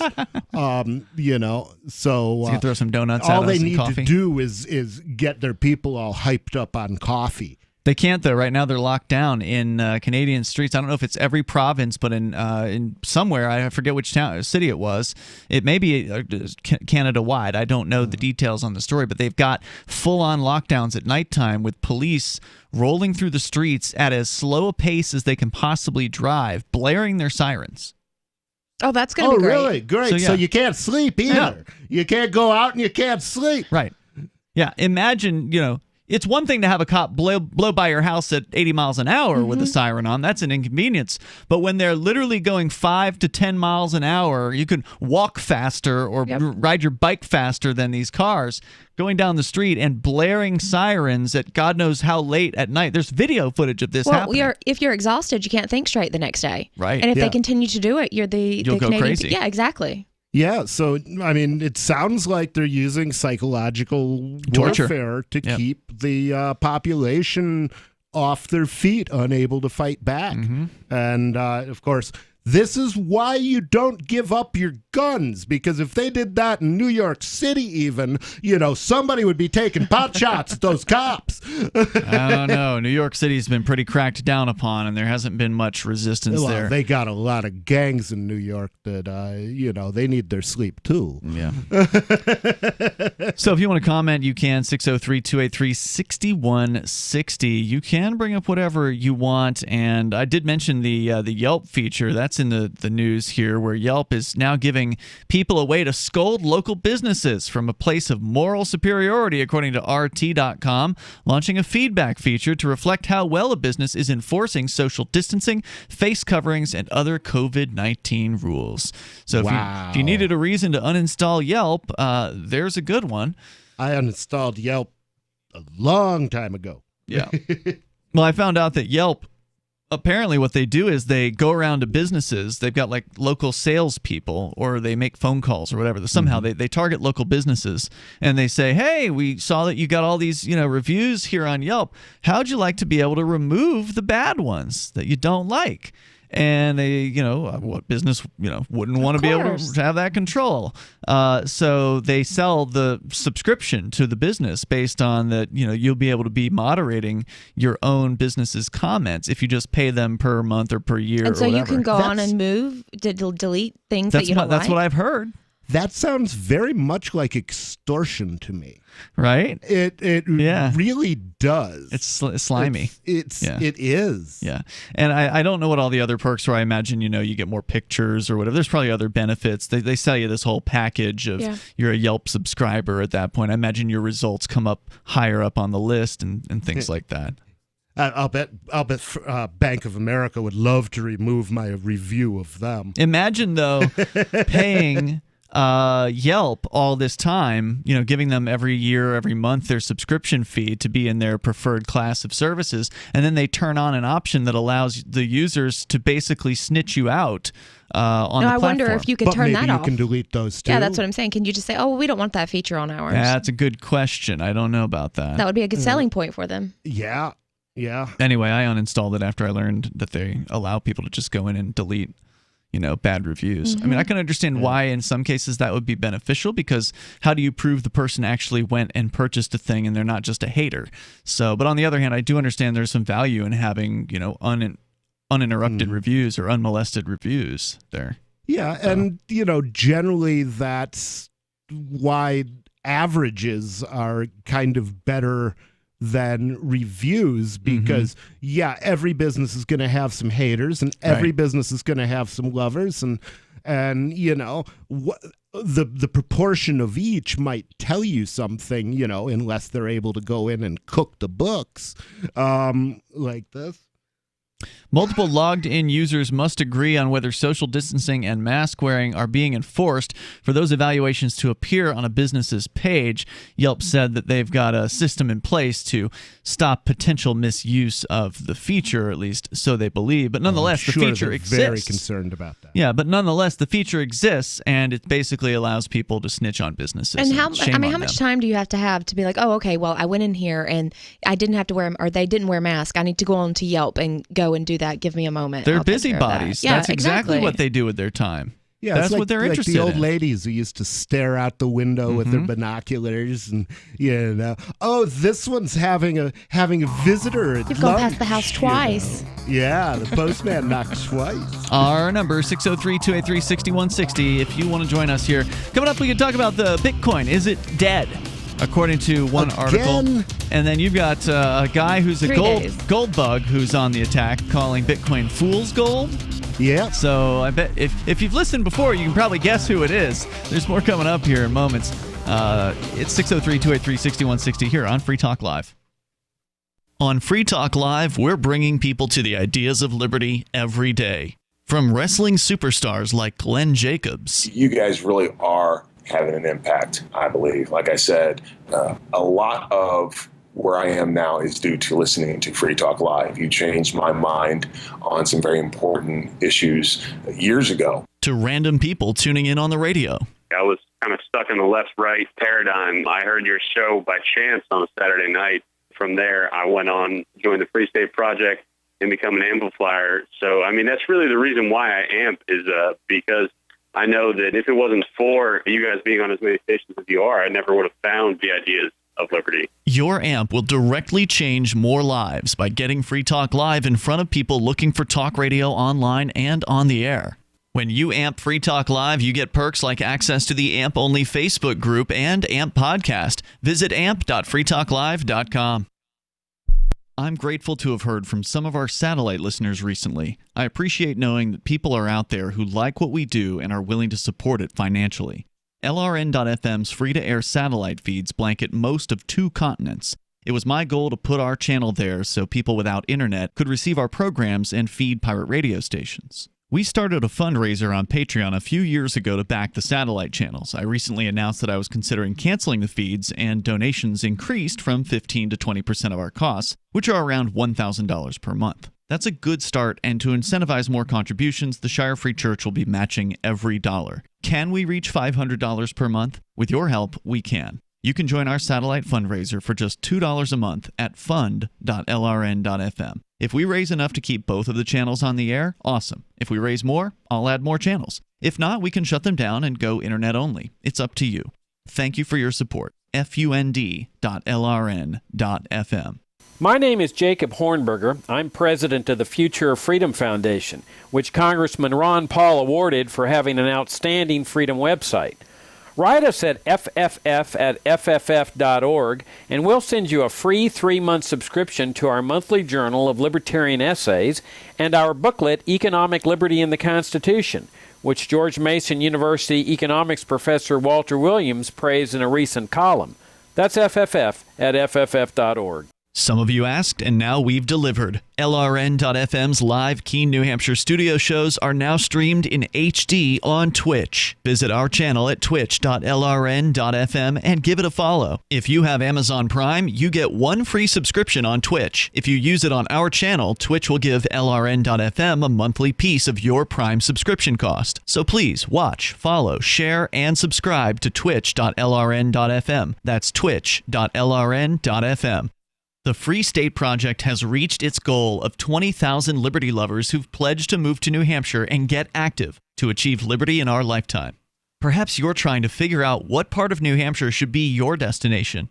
If so, consider Keene. You'll find more than 150 reasons to move to Keene at move.freekeene.com. Keene is famous for its historic, publicity-generating activism, as well as being the liberty media capital of the world. It's home to freekeene.com, New Hampshire's destination for liberty activism, news, and opinion. For years, we've been compiling over 150 reasons to move to Keene at move.freekeene.com, where you'll learn about some of what's happening here and what makes Keene a great place to live. If you love liberty, you'll probably enjoy anywhere you end up in the Shire. But do your due diligence first. Please visit move.freekeene.com for the full list of over 150 reasons to move to Keene. That's move.freekeene.com. Live video of our Keene, New Hampshire-based shows is streamed on DLive. Please follow and share at dlive.lrn.fm. That's dlive.lrn.fm.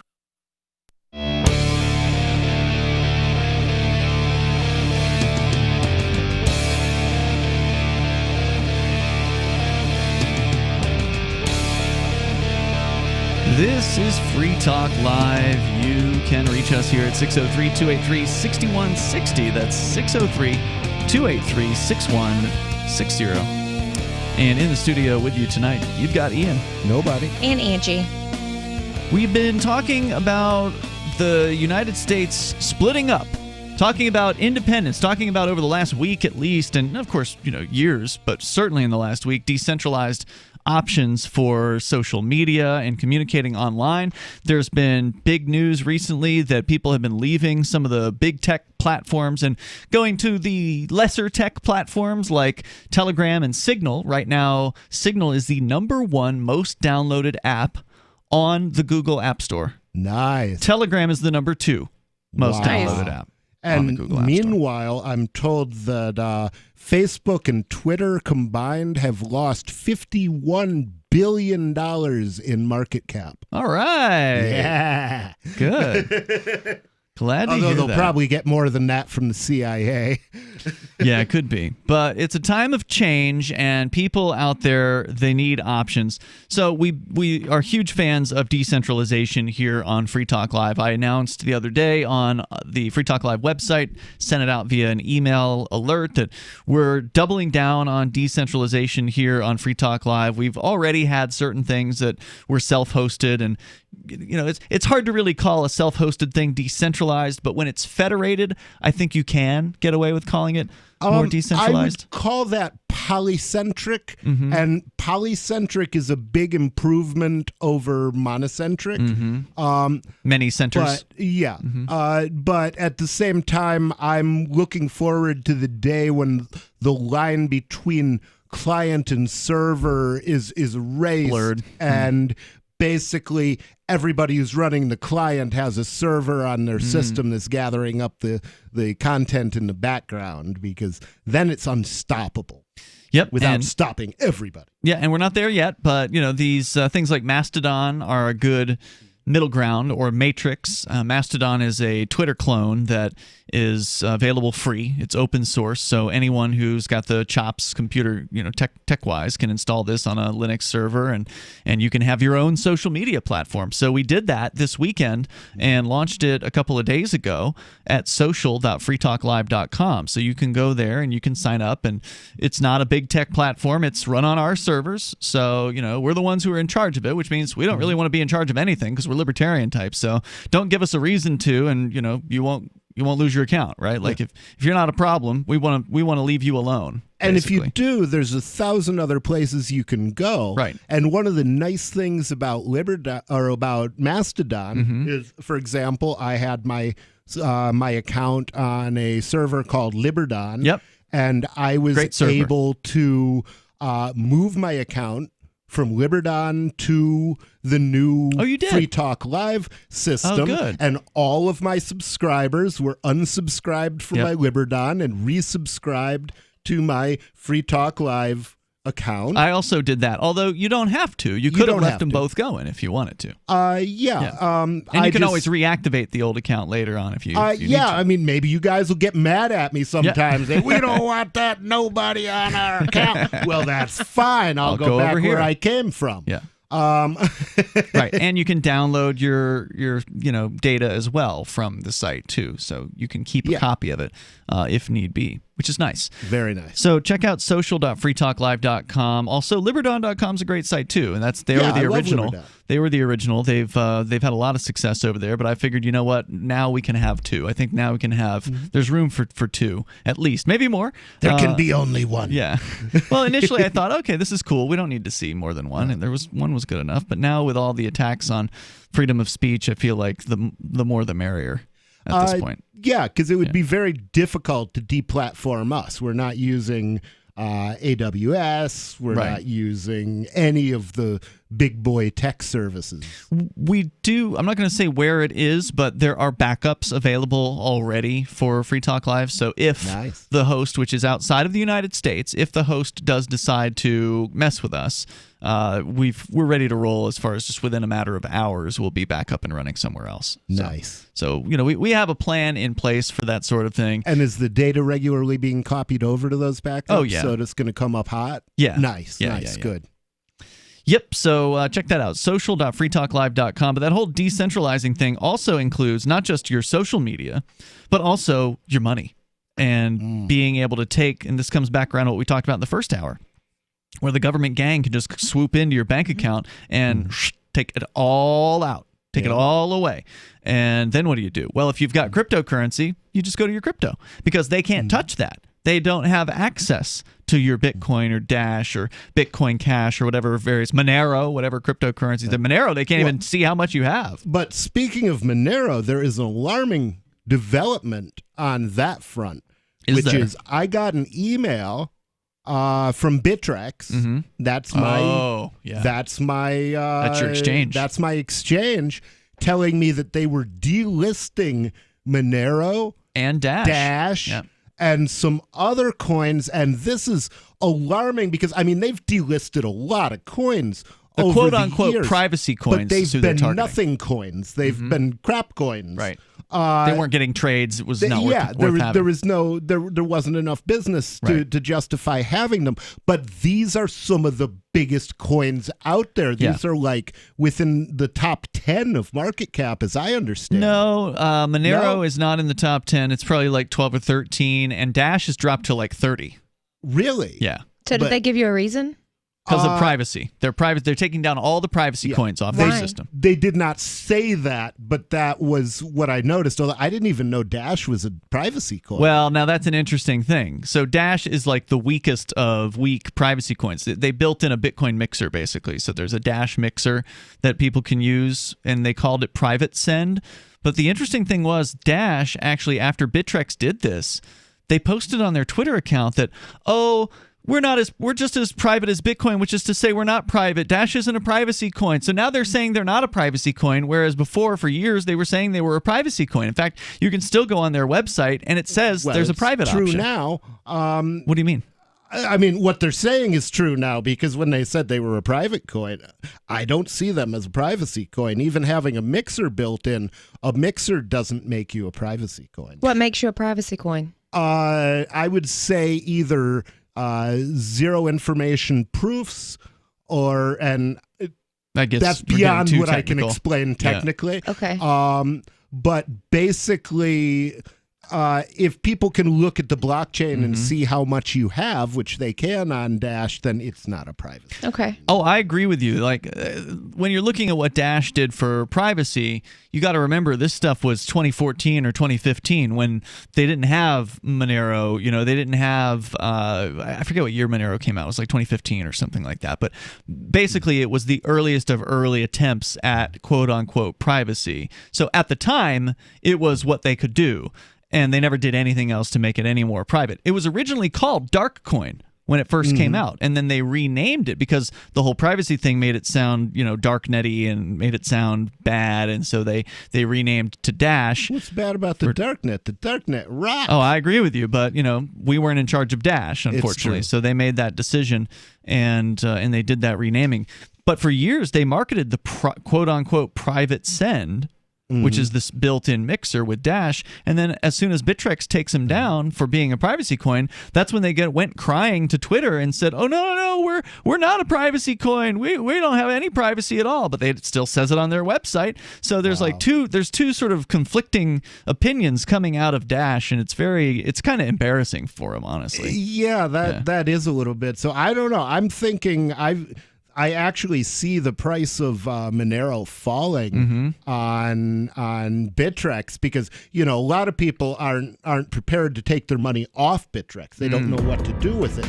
I know how to get my money off Bittrex, so I'm thinking of just turning it all into Monero and pulling it out. There you go. And then, okay, you can't buy Monero from Bittrex, but you can buy it from me. 603-283-6160 is our number. If you want to join us here, the head boss over at a gold company is on the attack again against Bitcoin, calling it fool's gold. We'll explain on the way. You can share your thoughts with us. It is Free Talk Live.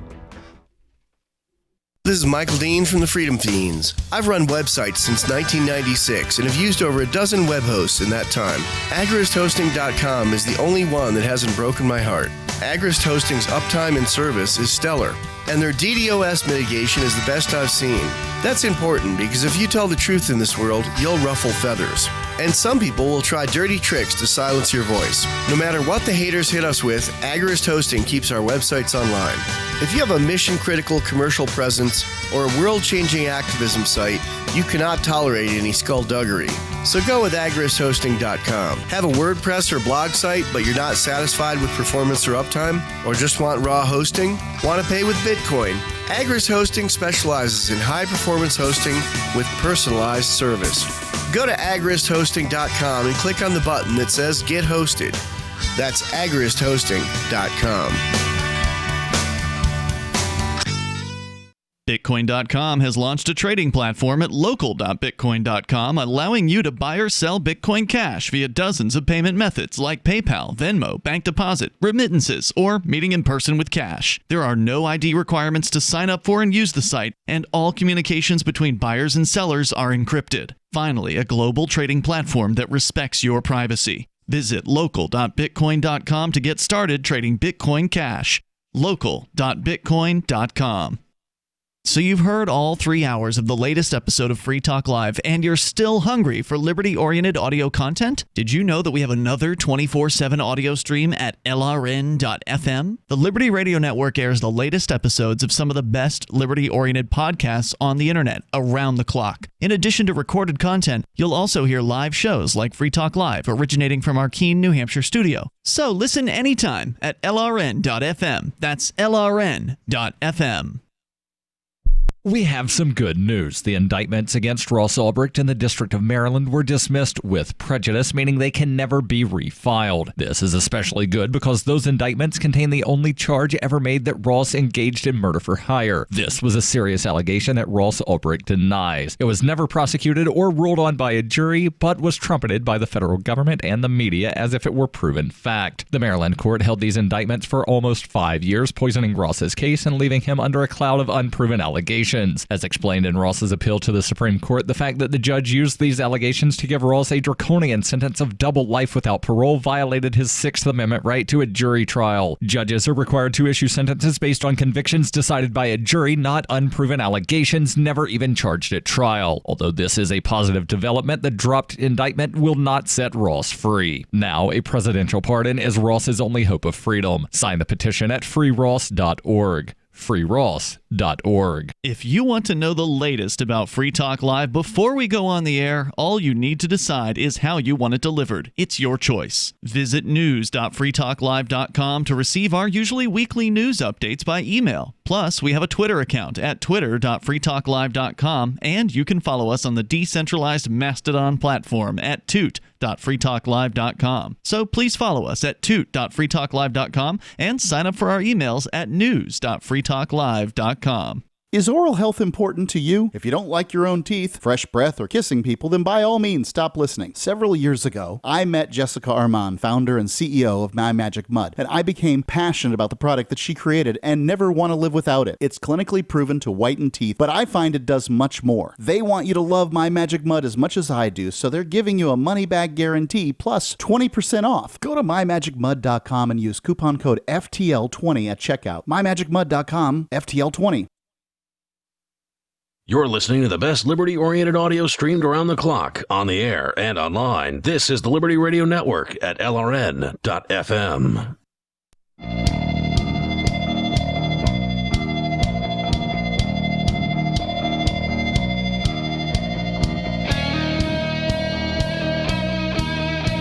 Free Talk Live.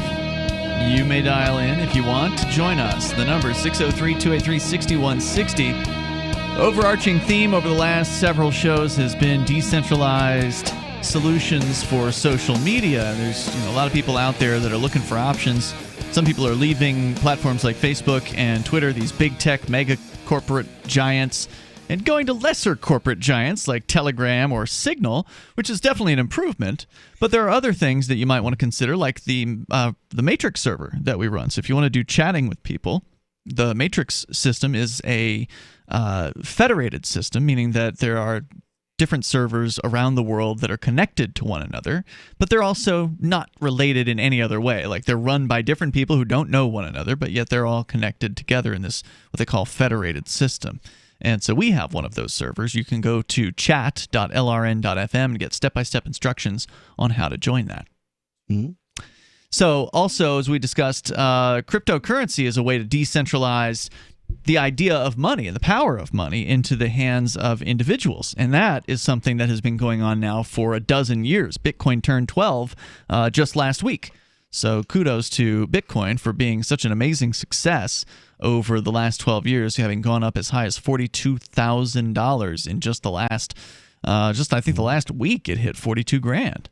Yeah. It's amazing. I mean, I have to temper that. I think Bitcoin, qua Bitcoin, is overpriced. Mm-hmm. But then again, there's a lot of underpriced spin-offs of Bitcoin out there. Like Bitcoin Cash. Bitcoin Cash. Dash. Bitcoin SV.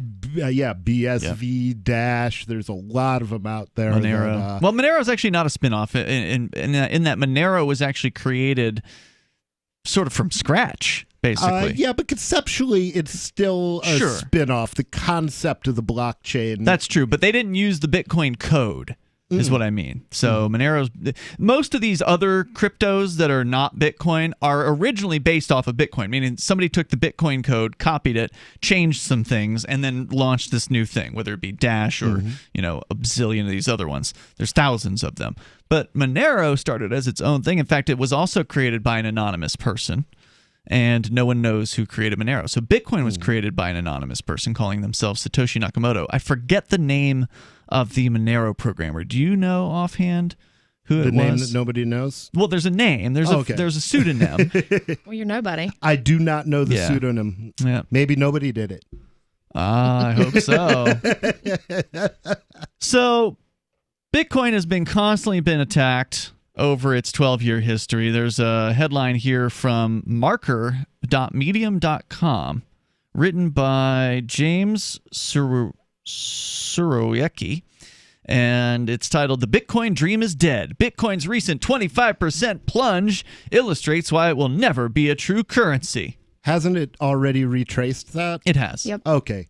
I guess that story's dead. Well, he's got a point that to didn't make. age well. He's got a point to make here, and he's going to say, I suspect that because it can change in its price, it can't be a currency. But let's go on with what Mr. Because the Surowiecki... dollar didn't change in its price when it lost 96% of its value? Oh, yeah, but I imagine he's going to ignore that. Or is the dollar not a currency either? Yeah, I imagine he's going to ignore that. Yeah, I doubt he'll mention that. Yeah. It does kind of break his thesis. Right, because to people tiny little sharp pieces that you could cut yourself. Yeah, because people who don't understand, economy or the economics, they don't understand. They just look at the dollar and they say, "Well, it's still a dollar." They don't. Where's the dollar? Yep. 4 quarters.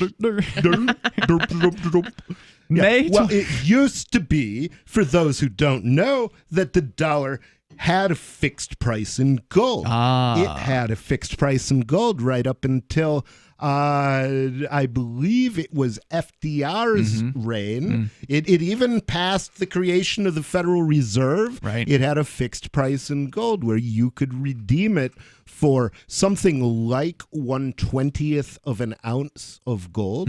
Wow. Can you imagine? And yeah, now it's $2,000 Right. for an ounce of gold or so. So it's down by a factor of 100. Yeah. And actually that's true. My 96%, was that's a old few numbers. years Right. ago. I calculated that out for a paper I did back in college, but not the first time I went to college, the most recent time I went to college. May 22nd, 2010, a Bitcoin developer named Laszlo Heineks bought what may have been the most expensive meal in human history when he paid someone 10,000 Bitcoins to pick up and deliver him 2 pizzas from Papa John's. Okay, now this is not how value works, first off. What that pizza cost him is what it was worth that day. It was $19.99 at the time, I think. Because he could then have taken $19.99 and bought back that Bitcoin. I don't know if he did or not. I hope but he did. Could have. Given that 1 Bitcoin is now worth more than $30,000, those pizzas cost now more than almost 40. In retrospect, somewhere north of $300 million.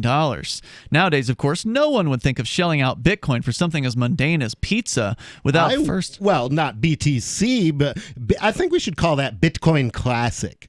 But I think they have that, though, don't they? Or no, that's Ethereum. Sorry, go ahead. Yeah, let's call it Bitcoin Classic. Bitcoin Classic, of course, or old Bitcoin. Or Bitcoin Legacy, maybe. Which is what computer people call something they don't care about anymore. Because, the fees will eat you alive. You pay, $10 for a pizza and another $10 for the fees. But that's just because Bitcoin Legacy chose not to scale. And Bitcoin Cash chose to scale. And they continue to all choose. The other boys. Yeah, and they continue to choose to do nothing. They can continue because they could choose. They could, decide to raise the block size and scale up and start taking on more transactions per minute. And they could have done that at any point. They could do it tomorrow. Yeah, but they're not. Yeah, and that's the big thing. Is I expect the Bitcoin price to collapse at some point. But I expect it to collapse while all of the alts fail to collapse. That's what I'm hoping to see, and that's what I'm looking to see. So, going on here, it says no one would think about shelling out Bitcoin for something as mundane as a pizza without first thinking about how much money they might be giving up in the future. And he's right about this, because it is hard to get people who are into cryptocurrency to spend the cryptocurrency. It's a real challenge. And people who should know better will want to just hold on to it because they don't want to lose it. But what they don't seem to realize is they could acquire it again. Like if you go out and spend your crypto, you can just turn it right around and buy more of it. So it's not like there's, you're going to run out. There's other people willing to sell it at the same instance you're willing to. But people don't want to spend it at spot and then rebuy it at spot plus 10%. So in order to get people to feel comfortable, they wouldn't want to do it at 1% either. Oh, well, they would be a lot more likely to do it at 1%. I mean, but they won't because it's still losing money, and that's the reason why even if you could get it at spot, some people still wouldn't spend it because they can spend on their credit card and get 1 or 2% back. Well, maybe. I mean, it's a question of how cheap you are. And to some extent, I mean, certainly I was very resistant. I know we threw a couple of times over this. I was very resistant when I was a hurting unit to spending any Bitcoin because that was my nest egg. That was my future. Right. And now I'm much more likely to spend some Bitcoin because I'm no longer in that hand-to-mouth kind of place where I'm hurting. And you can't do activism if you don't. I mean, you can't be as effective at it. You can do activism if you don't have any resources. But if you have some resources, it's easier to do activism. Yeah, but now I've taken an oath of poverty, and the church takes care of me, and I'm good. Not your church, the church that I actually work for, which is Church of the Invisible Hand, which is affiliated with, but not a subsidiary of. So going on here, he says, in the years since Hynek's splurge, Bitcoin has gone from being an interesting experiment in decentralized finance to being the best performing asset of the decade, rising more than... Of the decade of history. Is it of history? It has to be. Yeah, it could What be. else has gone 100,000x? This actually is claiming it's gone 10 million X since 2010. Yeah, I didn't want to go there because I haven't run the numbers, but I suspect he's correct. Or at least 10 million%. And jumping 220% last year alone. There's a Bitcoin ticker on every finance website. Legendary investors like Paul Tudor Jones, Bill Miller, Stanley Druckenmiller speak approvingly of its prospects, and companies like Square and MicroStrategy have invested their corporate cash into Bitcoin, despite being extraordinarily risky and volatile, as evidenced by the 25% drop it took between last Friday and Monday afternoon. And it took a whole week to make that up. Jeez, I'm hurting. Bitcoin has, in some sense, been admitted to the club and is now seen by many as a plausible competitor to assets like gold. So we'll Another reason to use other cryptocurrencies. But then he says Bitcoin has lost its original reason for being along the way. And we'll talk about that coming up. Hour 3's next. It's Free Talk Live. Are you tired of governments murdering people around the world? Stop using their money. There is an alternative. Bitcoin is a stateless, free market, non-political currency. Bitcoin cannot be inflated or controlled by any government. By using their money, you are helping the state. Stop doing it! You have an incredible alternative available now. Learn it, use it, spread it. Get started with Bitcoin at bitcoin.com. That's bitcoin.com. Divvy's been a pretty good investment for Free Talk Live. Their ad campaign started in September 2019, and from mid-March to mid-July, the values soared by 10 times. It's not too late. Divvy's new wallet hasn't even released yet, and other things are happening that I can't even say on the radio. If you want to invest and potentially do well, go to DivvyProject.org. I can tell you that FTL is deepening its partnership with the guys from DivvyProject.org. Past performance is not an indication of future profit. DivvyProject.org. D-I-V-I Project.org. There are basically two types of advertising: direct response and branding. Radio's great for direct response with its low cost to listener ratio, but audio can't be beat for branding, which is a longer term endeavor. You want to be the first thing that someone thinks of when they think about your product or service. If you have a local business that you want kept top of mind in your community, call the station. If you need national reach, Free Talk Live's got around 200 radio stations, millions of monthly listening sessions, can suit all budgets, and if we don't think we're right for you, we'll tell you. Email me, mark@freetalklive.com. The LRN.FM social media channels have been revamped. We've eliminated Facebook and focused on other platforms like Twitter and Mastodon, the decentralized alternative to Twitter. On our accounts, you'll find posts from multiple LRN.FM show hosts together in one place. Follow us on Twitter at twitter.lrn.fm, or better yet, move to the decentralized Mastodon social media platform at toot.lrn.fm, toot.lrn.fm. I think you'll like it. You're listening to the live edition of Free Talk Live. Hour number 3 is next after the news here on the Liberty Radio Network at LRN.FM.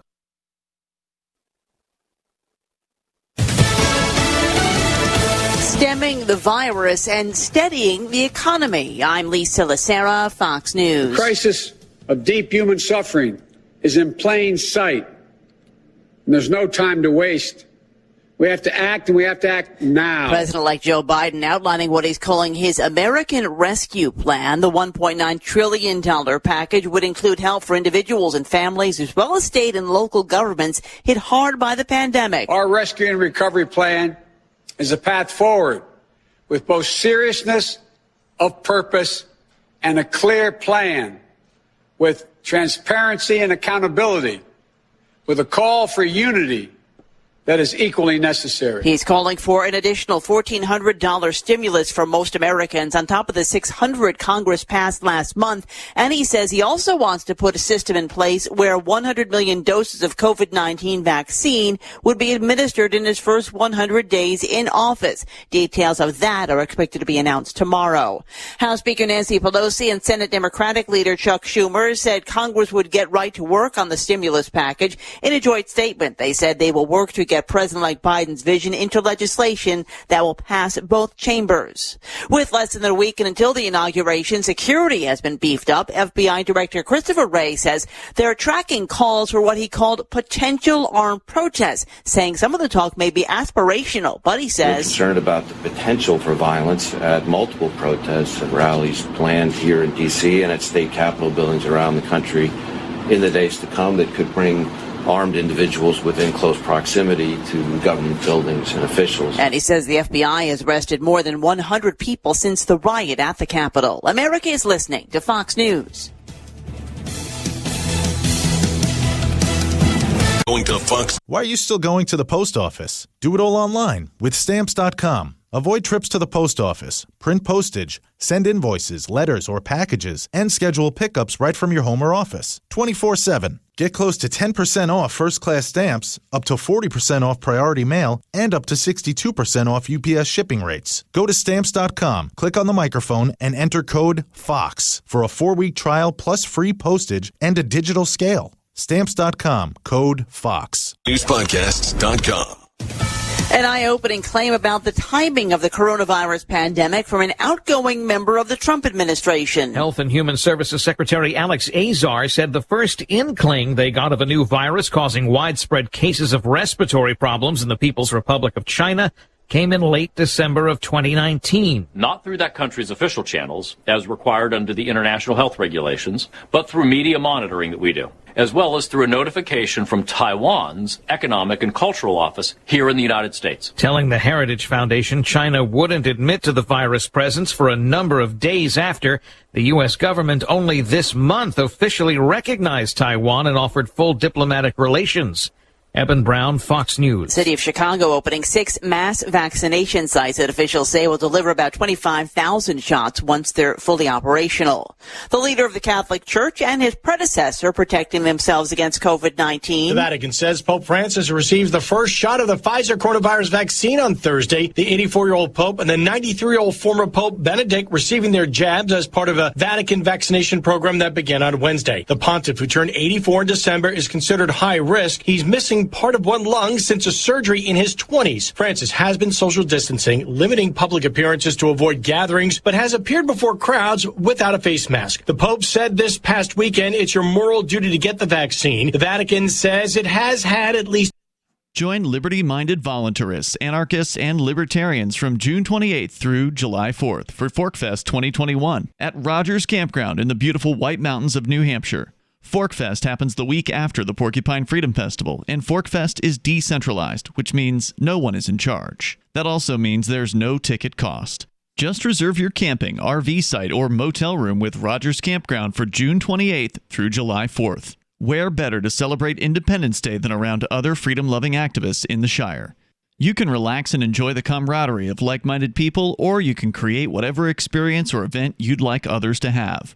If you're planning an event for ForkFest, be sure to let others know in advance. You can connect with fellow ForkFesters via the unofficial Telegram chat or the ForkFest forum. Links to those are on the unofficial website, forkfest.party. Mark your calendar for June 28th through July 4th, 2021. We'll see you at forkfest.party. A new teen trend of walking wet and nude couldn't have caught on at a worse time, and a taxpayer is outraged. And lo, the Lord said unto the Israelites, Look unto the heavens, and you shall see a news review program to rival the greatest wonders of the earth. This is the Onion Week in Review. As a front of dense frigid air and snow showers brought sub-zero temperatures to much of the country this week, Canton, Ohio residents noted that the blanketing of snow they had received created the illusion that their town was not a total shithole. Residents added that unlike its typical depressing reality, the snow-cloaked town actually looked halfway livable. Canton is usually a miserable little dump, but you know when that first snow fell and covered everything in a layer of white powder? For about 5 minutes it was like not everything I saw depressed the living out of me. Reports from locals also confirmed that for a brief period the streets, parks, and buildings around them gave the surprising impression of not being a run-down, heartbreaking excuse for a hometown. This is the Onion News Network.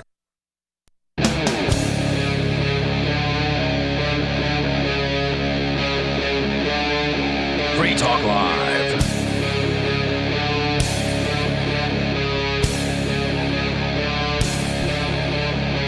This is Free Talk Live. We're kicking off the third hour of the program. Bitcoin once again under attack. People claiming that it's dead. Bitcoin has died. It's very much alive.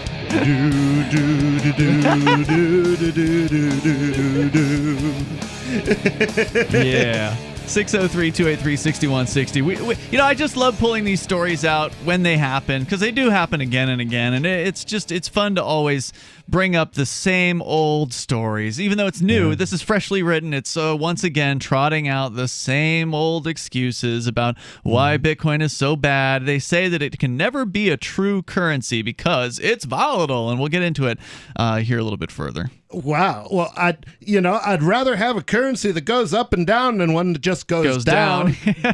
Which is the dollar. Unless they come up with a blowjob-backed currency, in which case... Let's not go there. Ian, Nobody, and Angie in the studio here tonight. The article from Medium.com, marker.medium.com, James Surecki. He says he is a columnist. In the past, he was a writer for Slate and The New Yorker. So that should give you some sort of idea. And his financial creds are impeccable because he's predicted 10,000 of the last 0 deaths of Bitcoin. So he says along the way, he was talking about back in the day when somebody bought Bitcoin, or they used Bitcoin to buy some pizzas back in 2010. It was sort of the first known transaction for a real-life item. It was, at the time, 10,000 Bitcoins was what was about $20 worth at the time, and so that's what those pizzas cost. And now he's saying along the way between now and then, something odd happened. Bitcoin completely lost its original reason for being. Bitcoin was, after all, not designed to be a speculative asset. It was designed to be a currency, a new medium of exchange that people could and would use to transact daily business with each other. Like all the other cryptocurrencies still are. That's why we call it a cryptocurrency. When Bitcoin was first introduced into the world in 2008 in a white paper, its mysterious creator, who dubbed himself Satoshi Nakamoto, described it as, quote, a purely peer-to-peer version of electronic cash, which would allow online payments to be sent directly from one party to another without going through a financial institution, unquote. He also billed Bitcoin as, quote, an electronic payment system based on cryptographic proof instead of trust, allowing any two willing parties to transact directly with each other without the need for a trusted third party, unquote, like a bank or a credit card company.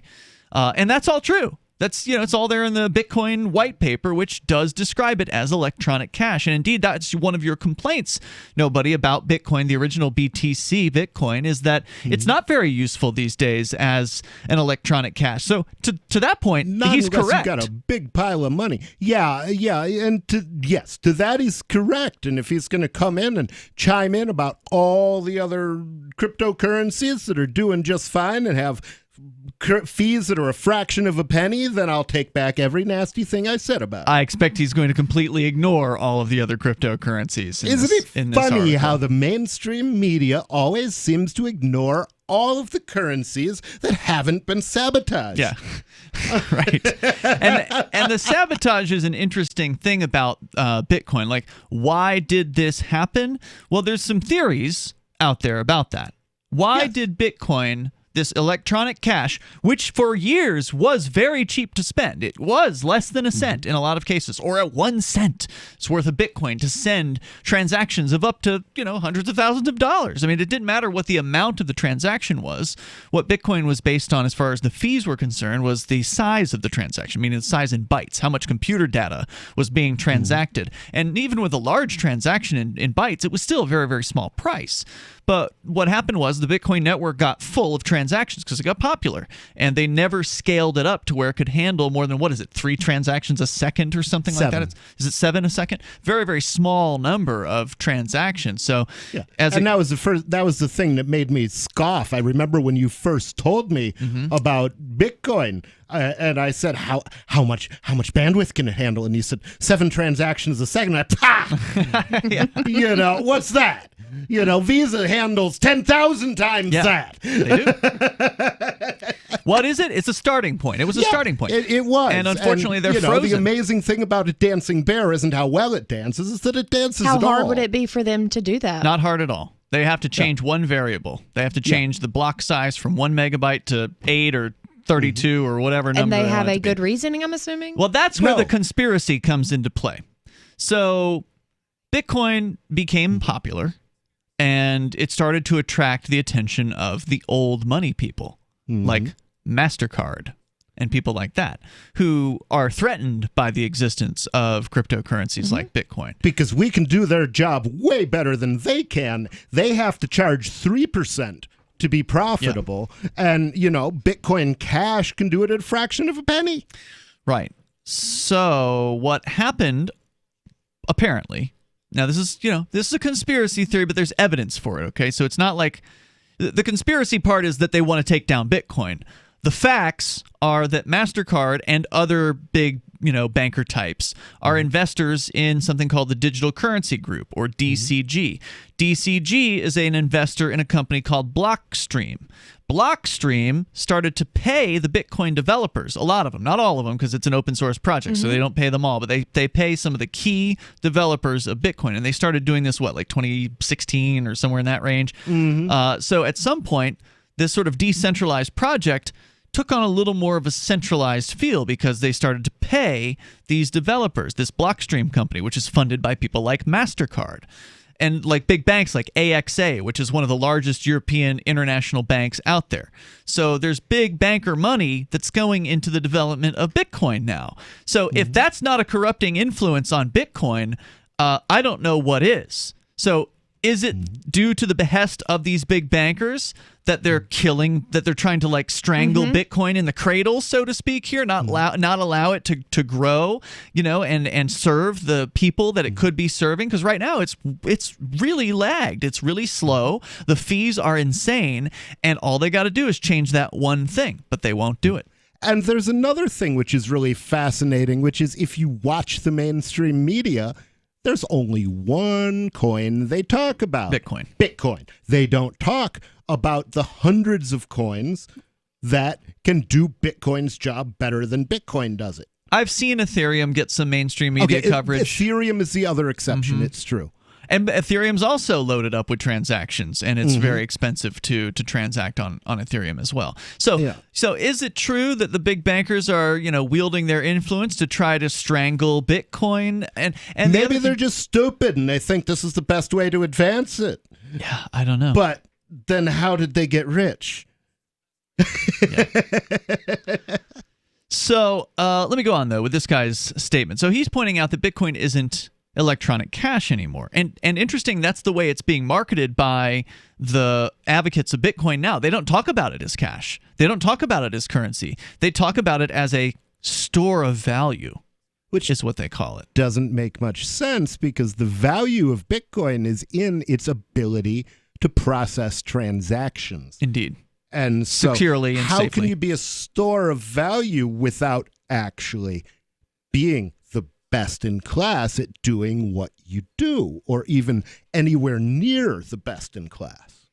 Yeah, it's got an incumbency, so people still, they want it. People are talking about it. That's why it's getting purchased, but it's not particularly useful at all these days.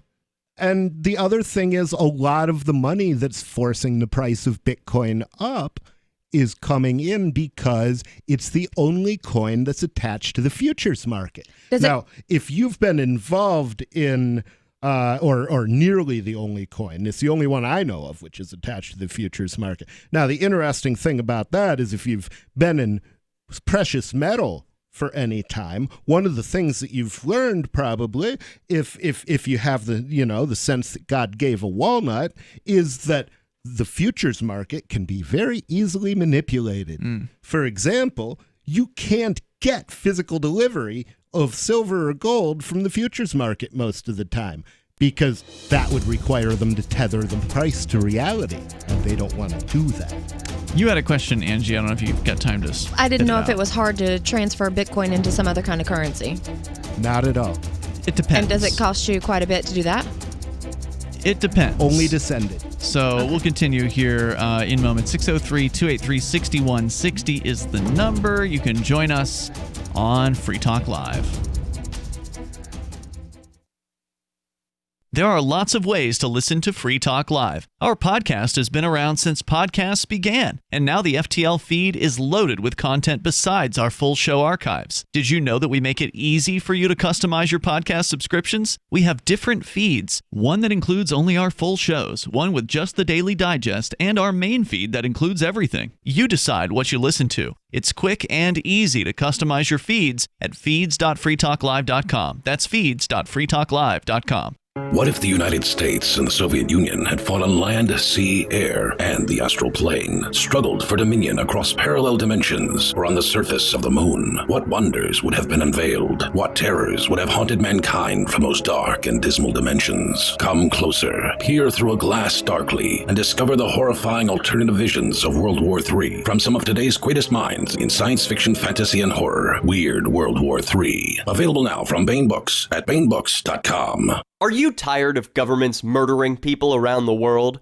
Stop using their money. There is an alternative. Bitcoin is a stateless, free market, non-political currency. Bitcoin cannot be inflated or controlled by any government. By using their money, you are helping the state. You have an incredible alternative available now. Learn it, use it, spread it. Get started with Bitcoin at bitcoin.com. That's bitcoin.com. Divvy's been a pretty good investment for Free Talk Live. Their ad campaign started in September 2019, and from mid-March to mid-July, the values soared by 10 times. It's not too late. Divvy's new wallet hasn't even released yet, and other things are happening that I can't even say on the radio. If you want to invest and potentially do well, go to DivvyProject.org. I can tell you that FTL is deepening its partnership with the guys from DivvyProject.org. Past performance is not an indication of future profit. DivvyProject.org. DIVI Project.org.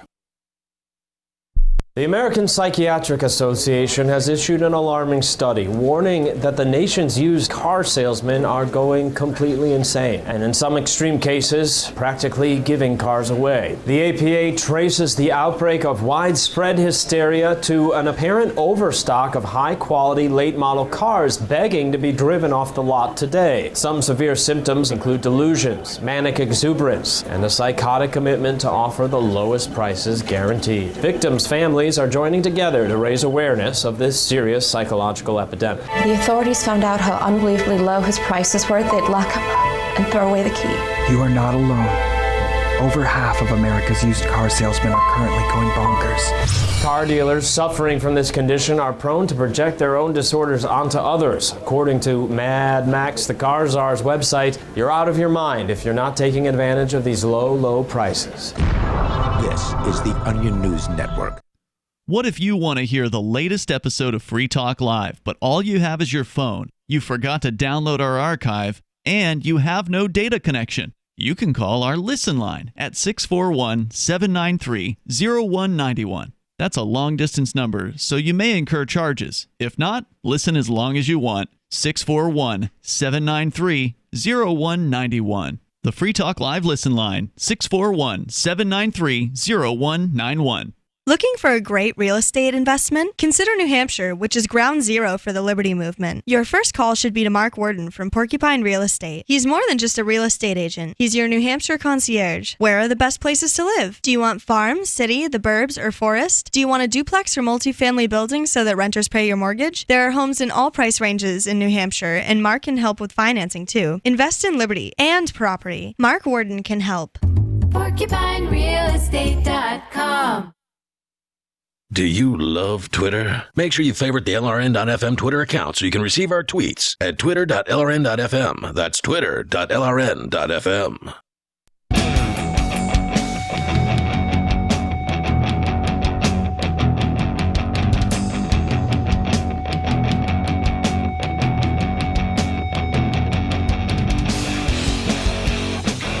Free Talk Live.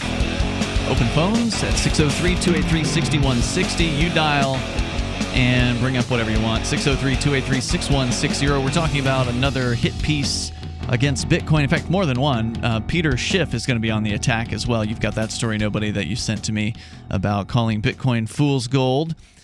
But first, we continue here. I also want to let you know about an alternative to Bitcoin. It's called Divi. Now, there are thousands of cryptocurrencies out there competing with Bitcoin. Divi, you want to take a look at because, well, first of all, there's pro-freedom people that are behind the creation of it. But secondly, Divi has super easy to create masternodes. I mean, it is strikingly easy. All you got to do is download the Divi full node wallet, and you can set up a masternode as long as you have enough Divi to do that. Now, if you need to acquire Divi, you can do that through multiple exchanges or get it straight from the Divi team. You can get in touch with them directly via their Telegram channel, and now more people have Telegram than ever before. Oh, yeah. Go to the front page of diviproject.org, diviproject.org. Learn more about Divi and get in touch with the Divi team at diviproject.org. So the guy at...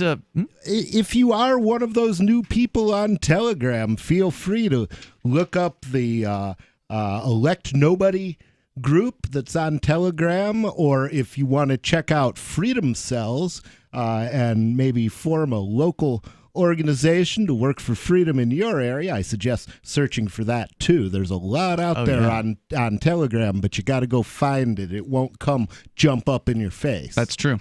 So marker.medium.com, James Surecki saying Bitcoin isn't what it used to be, saying that Bitcoin's dream is dead, and here's why. He says it will never be a true currency, citing the volatility. But going on, he points out that Bitcoin was originally marketed by Satoshi Nakamoto as a peer-to-peer electronic cash, and now it's not as cashy as it once was. He points out that you don't need to have a third party to deal with a Bitcoin transaction as far as like a bank or a credit card company.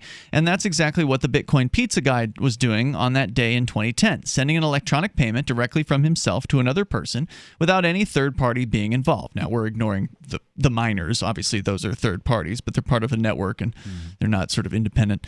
He may have unknowingly made a terrible investment decision, but he was using Bitcoin exactly as it had been designed to be used. And I don't agree that it was an investment decision. It's an important thing to be able to use Bitcoin as money. Bitcoin was supposed to... This is an investment. It's an investment in keeping you alive, I suppose. But that's what Bitcoin was intended to be used. And if no one ever used Bitcoin to buy anything, then it wouldn't be worth anything. Yeah, it'd be a store of what value? It'd be a store of some data, just like any other data. So it's easy to forget now, says the author, but Bitcoin's promise in those early days was that it would be a new currency, one that could challenge the hegemony of so-called fiat currencies like the dollar, which are issued by governments, by being untraceable money, which of course Bitcoin was always traceable. It's been public since day one. That would allow people to conduct business cheaply and anonymously. Again, not anonymous. It's because Bitcoin was designed to have a fixed number of coins. It will have 21 million coins by the year 2140, and then no more. People could use it without worrying about inflation debasing its value. It was kind of a cyberpunk fantasy that enchanted many. And as recently as 2018, Twitter CEO and Square founder Jack Dorsey said, quote, "The world will ultimately have a single currency. I personally believe that it will be Bitcoin," unquote. Oh, my God. He's an awful economist. Why would the world have a single currency? Well, that's silly. He's a Twitter CEO. I mean, this guy is a centrally controlled kind of guy. He's a bird brain. Yeah. No wonder he's tweeting all the time. Even today, you can still find pundits who trumpet Bitcoin's revolutionary possibilities and point to things like PayPal's plan to offer its merchants the ability to transact in cryptocurrencies this year as evidence that radical change is afoot. The more people hoard Bitcoin, treating it as a speculative asset, the less appealing it seems as a currency, he says. And yet the reality is that Bitcoin has never really functioned as a currency. Almost from the beginning, only a small percentage of Bitcoin transactions have actually been for goods and services. And of those, many have been for illicit goods and services, like drugs or online gambling. And money never gets used for that. Most Bitcoin transactions, by the way, those transactions are a very, very small portion of Bitcoin. And it's amazing the things that people think. I saw somebody on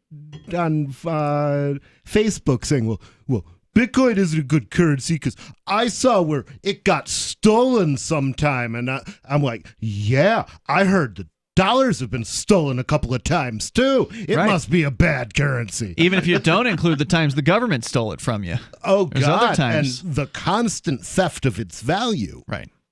And by the way, if you're still buying your drugs with Bitcoin, you need to get up with the current times and start checking out Monero and look at the privacy coins, because, you know, if you're buying, like, for instance, there was a darknet market recently that went Monero only. Did you hear about that? The White House think market. That's probably going to be common, But it was the first I like time. the White House market. It It's hadn't a good happened yet. market. No one, up until the end of 2020, no darknet market was Monero only. And finally, the White House market made the flip. They said, you know what, we're turning off Bitcoin. It's too dangerous. If you're our customer, we don't want you to be at risk. We're turning off Bitcoin. Well, it's not the customers who are at risk, it's the vendors. But all of them are at risk. But yes, everybody's at risk if you're using Bitcoin for buying the darknet. Anyway, blockchain analysis company Chainalysis, for instance, found that in the first 4 months of 2019, just 1.3% of total Bitcoin transactions involved merchants. And that trend has only accelerated as the value of Bitcoin has soared. Strikingly. So how do they know if you spent some Bitcoin at PorcFest 3 years ago? I didn't think they. No. I mean, I if you bought hot dogs or if you bought drugs or if. You know, they can only identify identified addresses. So if they know which, whatever companies have Bitcoin out there. So I don't know if Newegg still takes it. I know they did at one time, or other companies. Somehow those addresses have been made public, I presume, and so therefore they can analyze those. But so they can only give you a bare minimum of what's going on. Yeah, and even that, I mean, you may have published one of your Bitcoin addresses, but if you're using a modern wallet, you've got a bunch. Generates a new one for each transaction. Strikingly, despite the speculative fervor that has surrounded Bitcoin, the total number of transactions has risen only mildly over the past 2 years. And that number is so small relative to the total number of electronic bank and credit card transactions as to be barely worth mentioning. On average, there are now around 325,000 Bitcoin transactions, including trades, per day. There are roughly 1 billion credit card transactions per day. How many cryptocurrency transactions are there per day, all told? I doubt anybody's doing the math. That's a good question. But it would be interesting to look at what CoinMarketCap, for example, had to say about the top 300. Yeah, well, speaking of CoinMarketCap and sites like it, CoinGecko is another one. The total global market cap, at least, of all the cryptocurrencies that they identify, which currently is over 8,000 of them, is over $1 trillion. Oh, wow. That's a lot. Yeah. Remember when it was nothing? No, I don't remember that, but yeah. You don't remember? I wasn't around in 2009 with Bitcoin. I didn't know anything about it. Well, you were around in 2009. But you remember when it was nothing. You just didn't know about it when it was nothing. Right, it was nothing. I don't know if that means I remember it. Anyway, 603-283-6160 is our number if you want to join us here. More about what he says is the failure of Bitcoin. The Bitcoin dream is dead. But is it? If you want to weigh in, you can join us here. I'm not quite dead. 603-283-6160. This is Free Talk Live. July 25th, we adopted April. She's a purebred, orange and white Brittany. But when she started scratching like crazy, I said to John, it's got to be her food. You know, what you put into a dog is what you get out. We heard this radio commercial, and this woman was so excited about Dinovite, DINOVITE.com. I said to John, I'm getting this. So the Dinovite comes, and I thought, a light bulb moment. She loves her dog food. She always lays a little bit in her bowl. So we added a huge scoop of Dinovite in it, and then we swished it around like gravy. She dove into that bowl. She licked it clean. She loved it. So that's been the routine. April gets Dinovite for dessert. Her coat is now soft. It's silky. Dinovite is nutrition. She even walks like a little princess. You won't believe how happy your dog will be. On Dinovite, she's Little Miss Hollywood. DINOVITE.com. My name is Angel Rach. I'm a mother of 2 teenage children, and I fought all the way to the Supreme Court for the right to use the medicine that saved my life. I've been permanently disabled for 10 years, with an inoperable brain tumor, wasting syndrome, and several other serious conditions. For 4 years, I was in a wheelchair, in so much pain, I couldn't even hug my kids. The hardest part was looking in their eyes and seeing how much they were suffering because of my medical condition. The medicine that gave me my life back and gave my kids their mom back was cannabis, also known as medical marijuana. With medical marijuana, I can walk, maintain my weight, and I can be a mom. Without it, my doctors believe that I would die. To learn more about medical marijuana, contact Marijuana Policy Project at 1-877-JOIN-MPP or on the web at mpp.org. Are you tired of governments murdering people around the world? Stop using their money. There is an alternative. Bitcoin is a stateless free market non-political currency. Bitcoin cannot be inflated or controlled by any government. By using their money, you are helping the state. Stop doing it. You have an incredible alternative available now. Learn it, use it, spread it. Get started with Bitcoin at bitcoin.com. That's bitcoin.com. Tired of cancel culture? Sick of mega tech corporations holding an axe over your head? Join the LRN.FM Matrix chat server. It's self-hosted, so no one else can tell us what to do or say. Don't like the existing channels? You can make your own. You can even connect into some of our channels from other Matrix servers. It's federated. For the full LRN.FM Matrix experience, though, you should join our server via the step-by-step instructions at chat.lrn.fm. Chat.lrn.fm. Why did you move to the Shire? I moved here to the Shire because there's other people around who take liberty just as seriously as I do. I moved to the Shire because I saw videos of people challenging authority and thought that I could get support myself. It called to me, like, do this, right now. I wanted to be around people like me who got it, and once I got here, I knew there was nowhere else that I wanted to be. I've always wanted to change the world, so I moved to the Shire to join people who were actually working towards doing the same thing. The people here are awesome, loving, and positive. It was for the adventure and for the feeling of something important is happening here, and I just wanted to come to sort of be part of that. Visit ShireSociety.com to read and sign the Shire Society Declaration and learn the reasons why, if you love liberty, you should immigrate to the Shire. Plus, connect with others via the forum at ShireSociety.com. That's ShireSociety.com. You can put the Liberty Radio Network on the air in your area. Visit broadcast.lrn.fm to learn how. Broadcast.lrn.fm.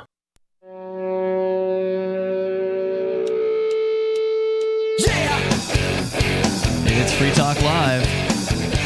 Our number here is 603-283-6160. That's 603-283-6160. Bitcoin. Once again, the hit pieces coming out. As soon as it dips down in price, the hit pieces come out. They call it a bear market, and Bitcoin is doomed. Yeah. They started reporting a bear market the day it pulled back. Yeah. And I'm like, my God, they must have really good crystal balls. But then, of course, when it went back up, they realized that, no, they've got really bad balls. AnyPay 2.0 is here, and cryptocurrency payments are now faster than ever. If you're using Edge Wallet, Handcash, Bitcoin.com's wallet, or Dash Wallet, your experience will be smooth. But some wallets, sadly, they're not ready for this impressive new technology. Those other wallets, they need to hear from you. If you're one of them, if you're one of their users, if you use Coinomi or Exodus Wallet, which are great wallets, but they just don't have this feature, and they need to. Also, RelayX, Bread Wallet. The contact information for those wallets is at anypayinc.com/upgrade. You can reach out. If you're one of those users, reach out to those wallets, reach out to the programmers, and let them know you want them to be able to be made to be useful for payments with AnyPay. anypayinc.com/upgrade. You can learn more about why some wallets work and others don't, and what you can do about it as a participant in the marketplace. Your voice matters, but you've got to be heard. You've got to let those people know what you want, and AnyPay will help connect you to them. anypayinc.com/upgrade. As we go to, let's see here, back to the story from marker.medium.com. The author here saying Bitcoin isn't what it was originally advertised as. And he's right so far about that. He's right that the Bitcoin programmers are no longer marketing it as a version of electronic cash, but instead calling it a store of value. And that seems to be all they want for it. Mm-hmm. They don't want it to be useful to actually transact business, to buy and sell things.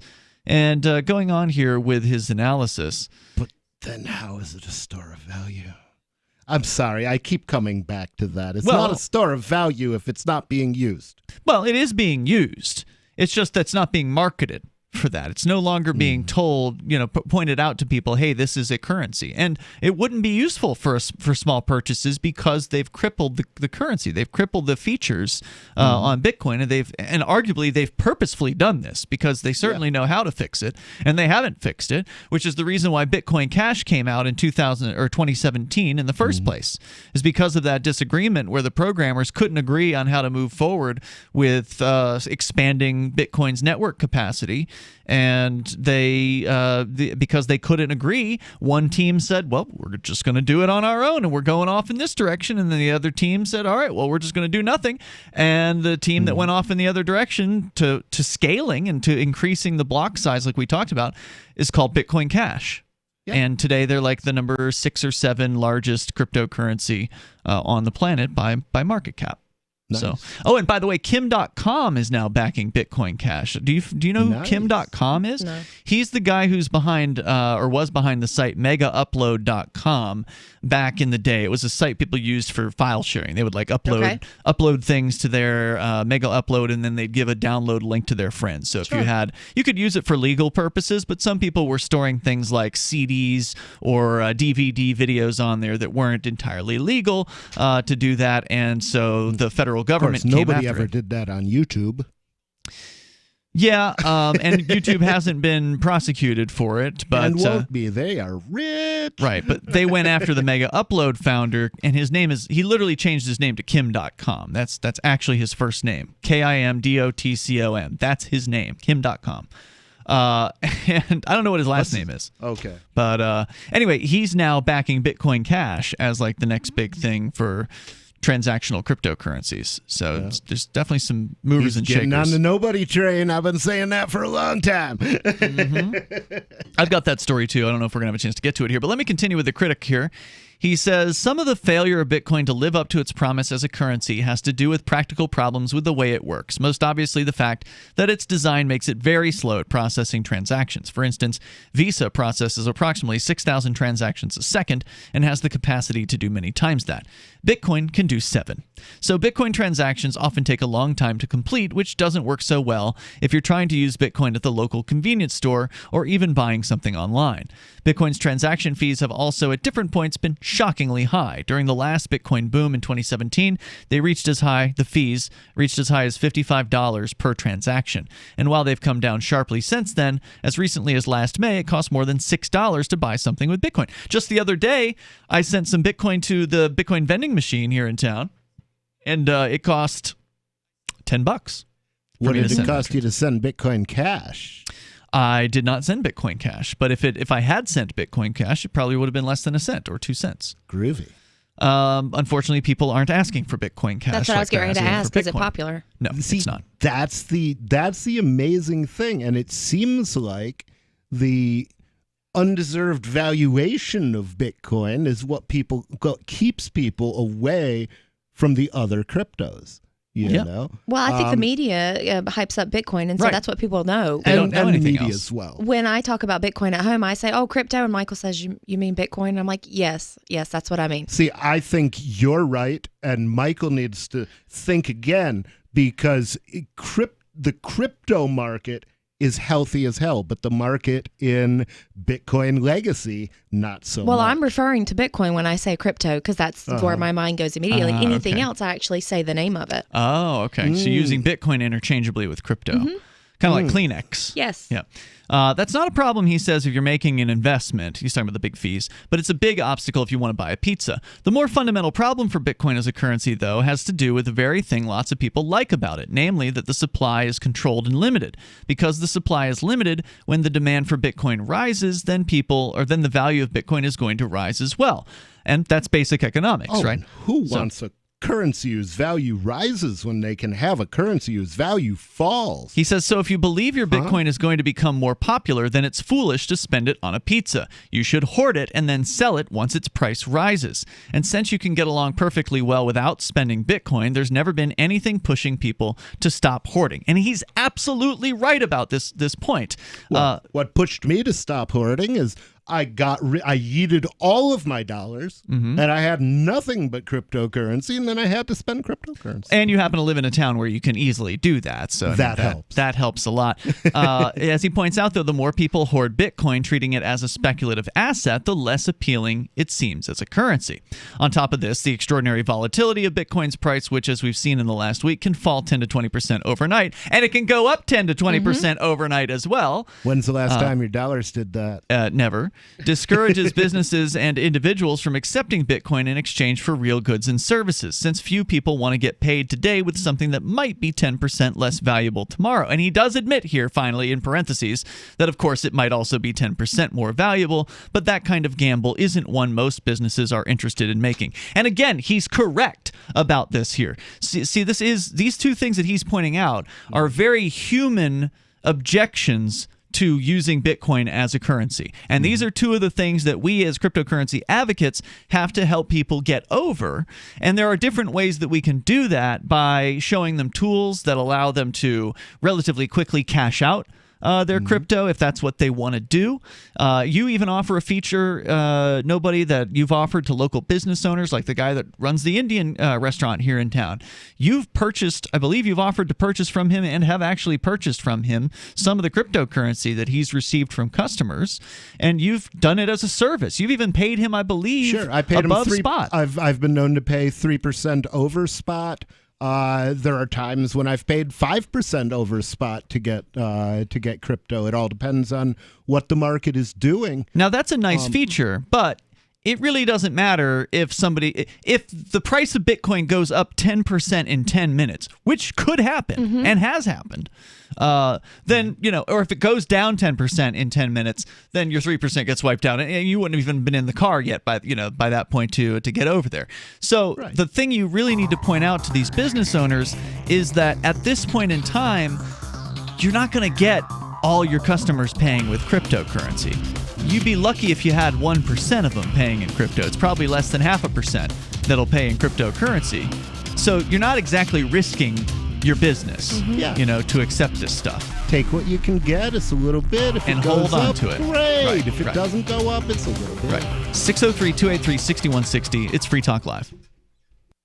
I'm grateful to have heard from some of our satellite listeners recently. I appreciate knowing that people are out there who like what we do and are willing to support it financially.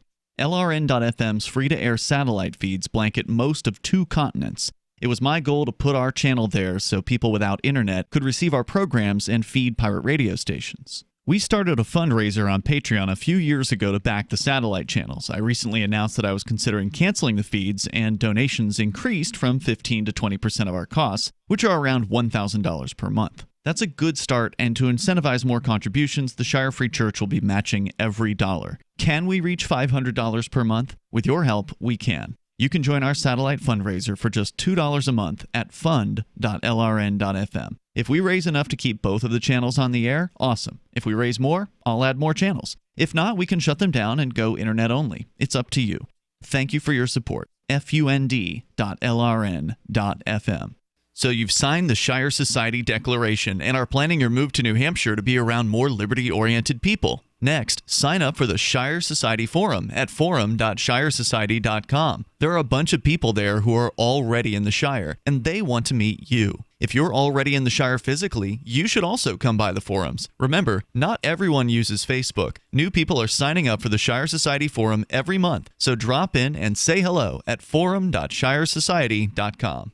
Some of you asked, and now we've delivered. LRN.FM's live Keene, New Hampshire studio shows are now streamed in HD on Twitch. Visit our channel at twitch.lrn.fm and give it a follow. If you have Amazon Prime, you get 1 free subscription on Twitch. If you use it on our channel, Twitch will give LRN.FM a monthly piece of your Prime subscription cost. So please watch, follow, share, and subscribe to twitch.lrn.fm. That's twitch.lrn.fm.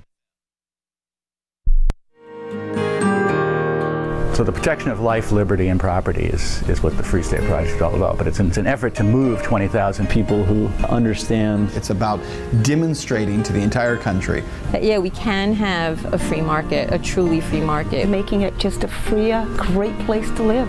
It's the world's largest voluntarist libertarian community, and it's only getting bigger. That's amazing, to be able to move to a place where other people passionately believe in being free and independent. What the Free State Project is managing to do, though, is to put their money where their mouth is. Physically getting up across the country and saying, let's go someplace and let's demonstrate the power of these ideas. There's a lot of kind of philosophy that surrounds liberty. There's a lot of thinking about it and talking about it. But here in New Hampshire, people are doing it. 101 Reasons Liberty Lives in New Hampshire, a documentary by Free State Project Early Movers. Watch it free at 101reasonsfilm.com. 101reasonsfilm.com.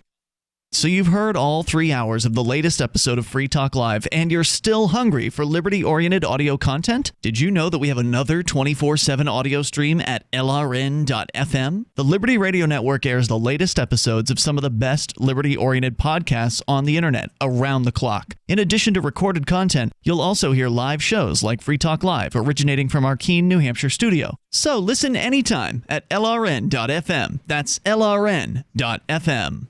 The new 4th edition of Healing Our World, The Compassion of Libertarianism, will take your understanding of liberty to a deeper level and has over 1,300 updated references, new cartoons, and a foreword by Dr. Ron Paul. With discounts for multiple book purchases, the 4th edition of Healing Our World is a great gift for the liberals, pragmatists, environmentalists, and Christians in your life who think libertarianism is cold-hearted. Get yours today at healing.freetalklive.com and use promo code FTL for a $5 discount. Help get LRN.FM into more ears. Visit promote.lrn.fm for a free bumper sticker, flyers, banners, graphics, and more. Promote.lrn.fm.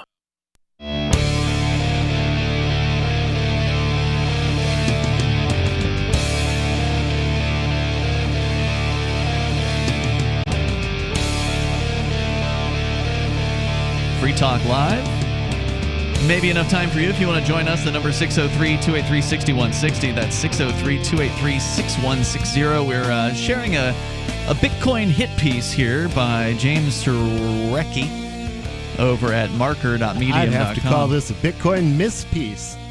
Well, he's right about some things. That's the thing. He is. If you completely ignore the other cryptocurrencies, yeah.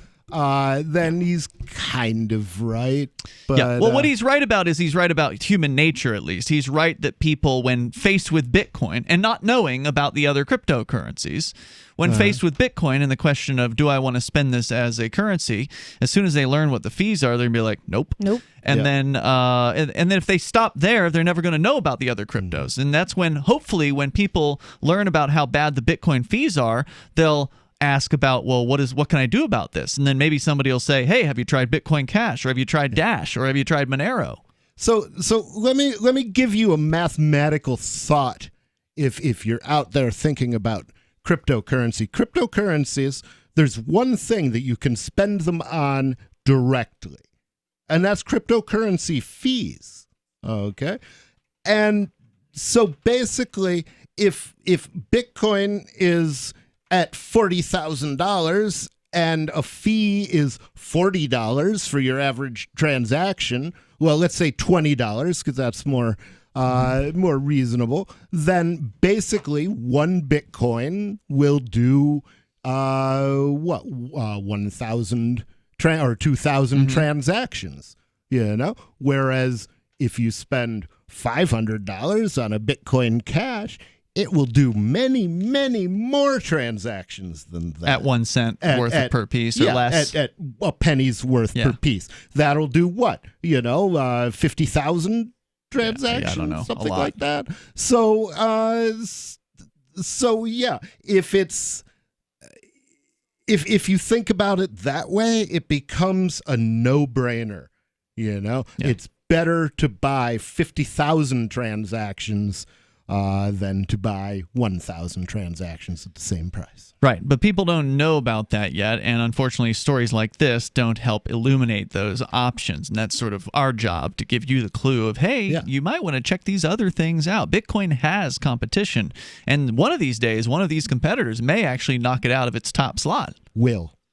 Indeed. Unless they fix Bitcoin, they will be knocked out of the top position. So his next point here is that business owners are less likely to start taking cryptocurrency if they think that the price can go all over the place. And that is absolutely true. It is absolutely one of the main objections that you'll get from a business owner. If you try to go around and pitch crypto like we do sometimes to local business owners, the concern is very real that, hey, I know this can go up in value, but it can also go down, and I got to pay my employees. I got to pay for my products. But the answer there is that, look, Bitcoin's so new, hardly anyone's actually using it for crypto or for doing currency transactions, the buying things, that you're barely going to have anyone buying anything with this over time. But there's enough customers, hopefully, to make it so you'll want to do it. But it's not going to be overwhelming to where you're constantly every single day having to exchange, Bitcoin for dollars so you can pay your vendors and things like that. I don't think that's the right answer. I think the right answer to that is, well, I'll tell you what. I need Bitcoin, and I have a hard time getting a hold of as much Bitcoin as I want. So if you're taking Bitcoin and you don't want to keep it, I'll set up to watch your address, and every day I will come by and buy all of your Bitcoin for cash. That's pretty good, but it's still only once a day when the price of Bitcoin can rise or fall dramatically in 10 minutes. Yeah, but the first time that it goes up a lot, they're going to be like, oh, wait a minute. I have that's $200. the thing is and this company's going to give me think $1,000 for this $200 transaction. Exactly. And they're going to be happy about it. So if it goes up and down, they're going to think about that. Yeah, and the thing is, I just have to be very careful to show them the price that I'm buying it at. And if that price keeps going up, then they're going to be like, stop coming in. Oh my Exactly. God. Yeah, exactly. Right. Can we buy Which is few a days? problem for me because, I lose my source of crypto, but it's also a boon for me because the more people who are holding crypto, No, the I don't better my disagree with crypto you, will do. nobody. I think that both of those points is important to give them the ability to get out of it if they want to. Yeah. And to let them know that, look, this isn't going to make you or break you either way. If you hold on to it, it's probably better to hold on to it. In fact, most of the local business owners do hold on to it. There's really only one or two that actually ever turns their Bitcoin into anything else. And they only do it because they're hurting. That's right. I hate to take it from them, but at the same time, they need the cash. Let me go on here. He says Bitcoin's transformation from putative currency to speculative asset, in other words, was effectively built into the system from the start. It's where Bitcoin was headed all along. Except that's not true. Satoshi Nakamoto actually didn't put a block limit in at the start, from what I understand. He added it later on, did he not? I don't know. I believe but he even did. even if it was there from the start, a lot of times you build your experimental software with limits in it and know that once we see how this thing performs, we raise can the take limit. these limits out. Right. And once there's call for it. But he left at, I think it was like 2011, he disappeared, or she, or whoever it is. So he goes on here to say cryptocurrencies have emerged. Okay, he admits cryptocurrencies have emerged in Bitcoin's wake that are better designed to function as currencies. But paradoxically, they're nowhere near as popular as Bitcoin. So that's in parentheses. Even though it may have been designed as a payment system and a medium of exchange, Bitcoin's real appeal was inevitably going to be what economists call a store of value, a kind of digital analog to gold. Like gold, Bitcoin is valuable to the extent that people think it's valuable. You buy it because you think someone else will pay more for it in the future. And now that's not true. Okay, so that's like the common claim about Bitcoin. But the reason why gold is valuable isn't because people think it's valuable. It's because it's useful. Because you can put gold into products. You make things like PC boards for computers and jewelry and all kinds of other things that people think are useful and pretty and wonderful, and they're willing to pay for those things. So Gold, what do you make out of Bitcoin? You make a valuable transaction network. The value of Bitcoin is its ability to transact, is its ability to send money securely across the entire world for what was originally a low price and still is with things like Bitcoin Cash and Dash. That's the value. And that's what we got to teach the Bitcoin maximists to get them off that train. And he says, like gold, its value can't be inflated away by a central bank. And that's valuable as well when you know that the government isn't in charge of it. Yep. The fact that Bitcoin has no intrinsic value doesn't mean it's headed to zero. It just means that Bitcoin has become totally untethered from its original purpose. What was supposed to be a way to revolutionize people's everyday financial lives is now mostly a way for people to get rich quick or lose their shirts, or in an ideal scenario, for people to protect their wealth against inflation. Bitcoin began as a cryptocurrency, but it has ended as a crypto asset.